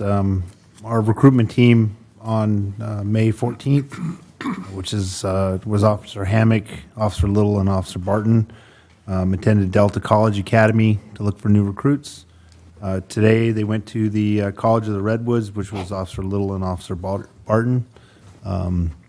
So we continue our efforts on recruitment and trying to recruit from the academies of people that are already attending also. Tomorrow, I'm spending the day at the Capitol speaking to our legislators on current and past bills and those that are being proposed that affect public safety. So I'll be able to report back on those meetings. I'm meeting with Galgiani and Cooper both tomorrow. And then today is, as mentioned earlier, today is National Peace Officer Memorial Day. So flags have been flown at half staff, and we do have staff that sent them that are back in Washington D.C. For the memorial. So through our social media, we've been trying to do some updates to let the public know what's going on with this week, and then what's going on in Washington D.C. with our staff. Thank you. Cora? Nothing further. Thank you. Armando? I do. I actually have two events that I'd like to remind council and the citizens of. First is our Cheer On the Amgen Tour event, which will be held at the Walmart parking lot. It'll be from 2 to 4. There will be a free drawing for 2 kids' bikes, 1 boy's bike and 1 girl's bike. This is something that Jackie's been working on and has gotten the donation from Walmart, has a couple of other businesses coming in to support the event, and the Horizon Bicycle Club will be biking up from Lodi and be there along with Caltrans unit talking about bike safety. So that's the first event. That's actually on, sorry, can you go back real quick? Apologize. That's actually this Thursday, May 17th. And the event is from 2 to 4, but the riders are anticipated on being in town between 3 p.m. and 3:10 p.m. So if you guys want to get 3 and 3:05, yeah. so they were really accurate on their time and when they plan on being through. So if you guys make it out there, we'd love to see you. Don't blink. Are you barbecuing? I'm going to invite you over to a barbecue at Parks and Recreation. I'll personally cook for you. I'll bring you 4th of July. The next event, please, is our Touch a Truck event in combination with the Chamber's food truck event. We will have that be on Saturday, June 2nd from 4 to 8. We'll have some city vehicles out there, dump trucks, police cars, lawnmowers. We'll also have a Cal Waste will have a waste truck out there. We're trying to get a school bus out there. And Mayor Huer, I believe you will be providing some hats for the first 200 kids. First 200 kids. We'll get a construction hat with the city logo on it. And then, so I hope to see everybody out there. And kids actually get to get up and They actually get to, Get it's in actually vehicles touch a and truck event. You don't, actually get to see them. it's not like stay off of there. No, it's jump in there and have a good time. That really looks like fun. Yeah. I'll put it on my calendar. An event that we've been working on for a while to make it happen. So I'm glad to see it happening. Okay. Oh. Kim? I have nothing further, thank you. Gene?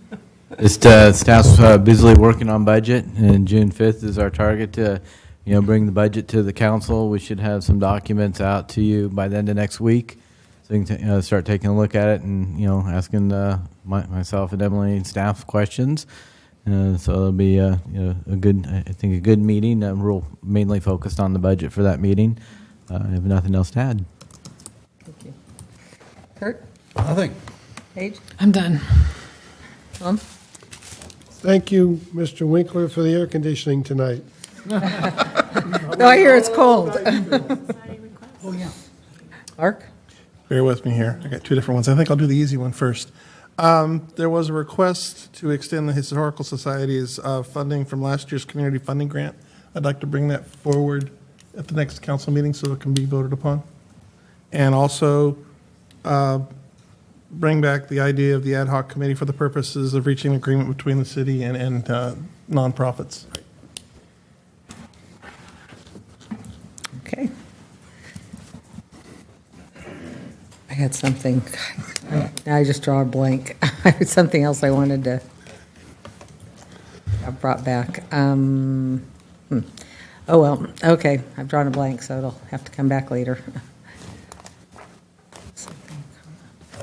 Okay. Anything else? Meeting adjourned.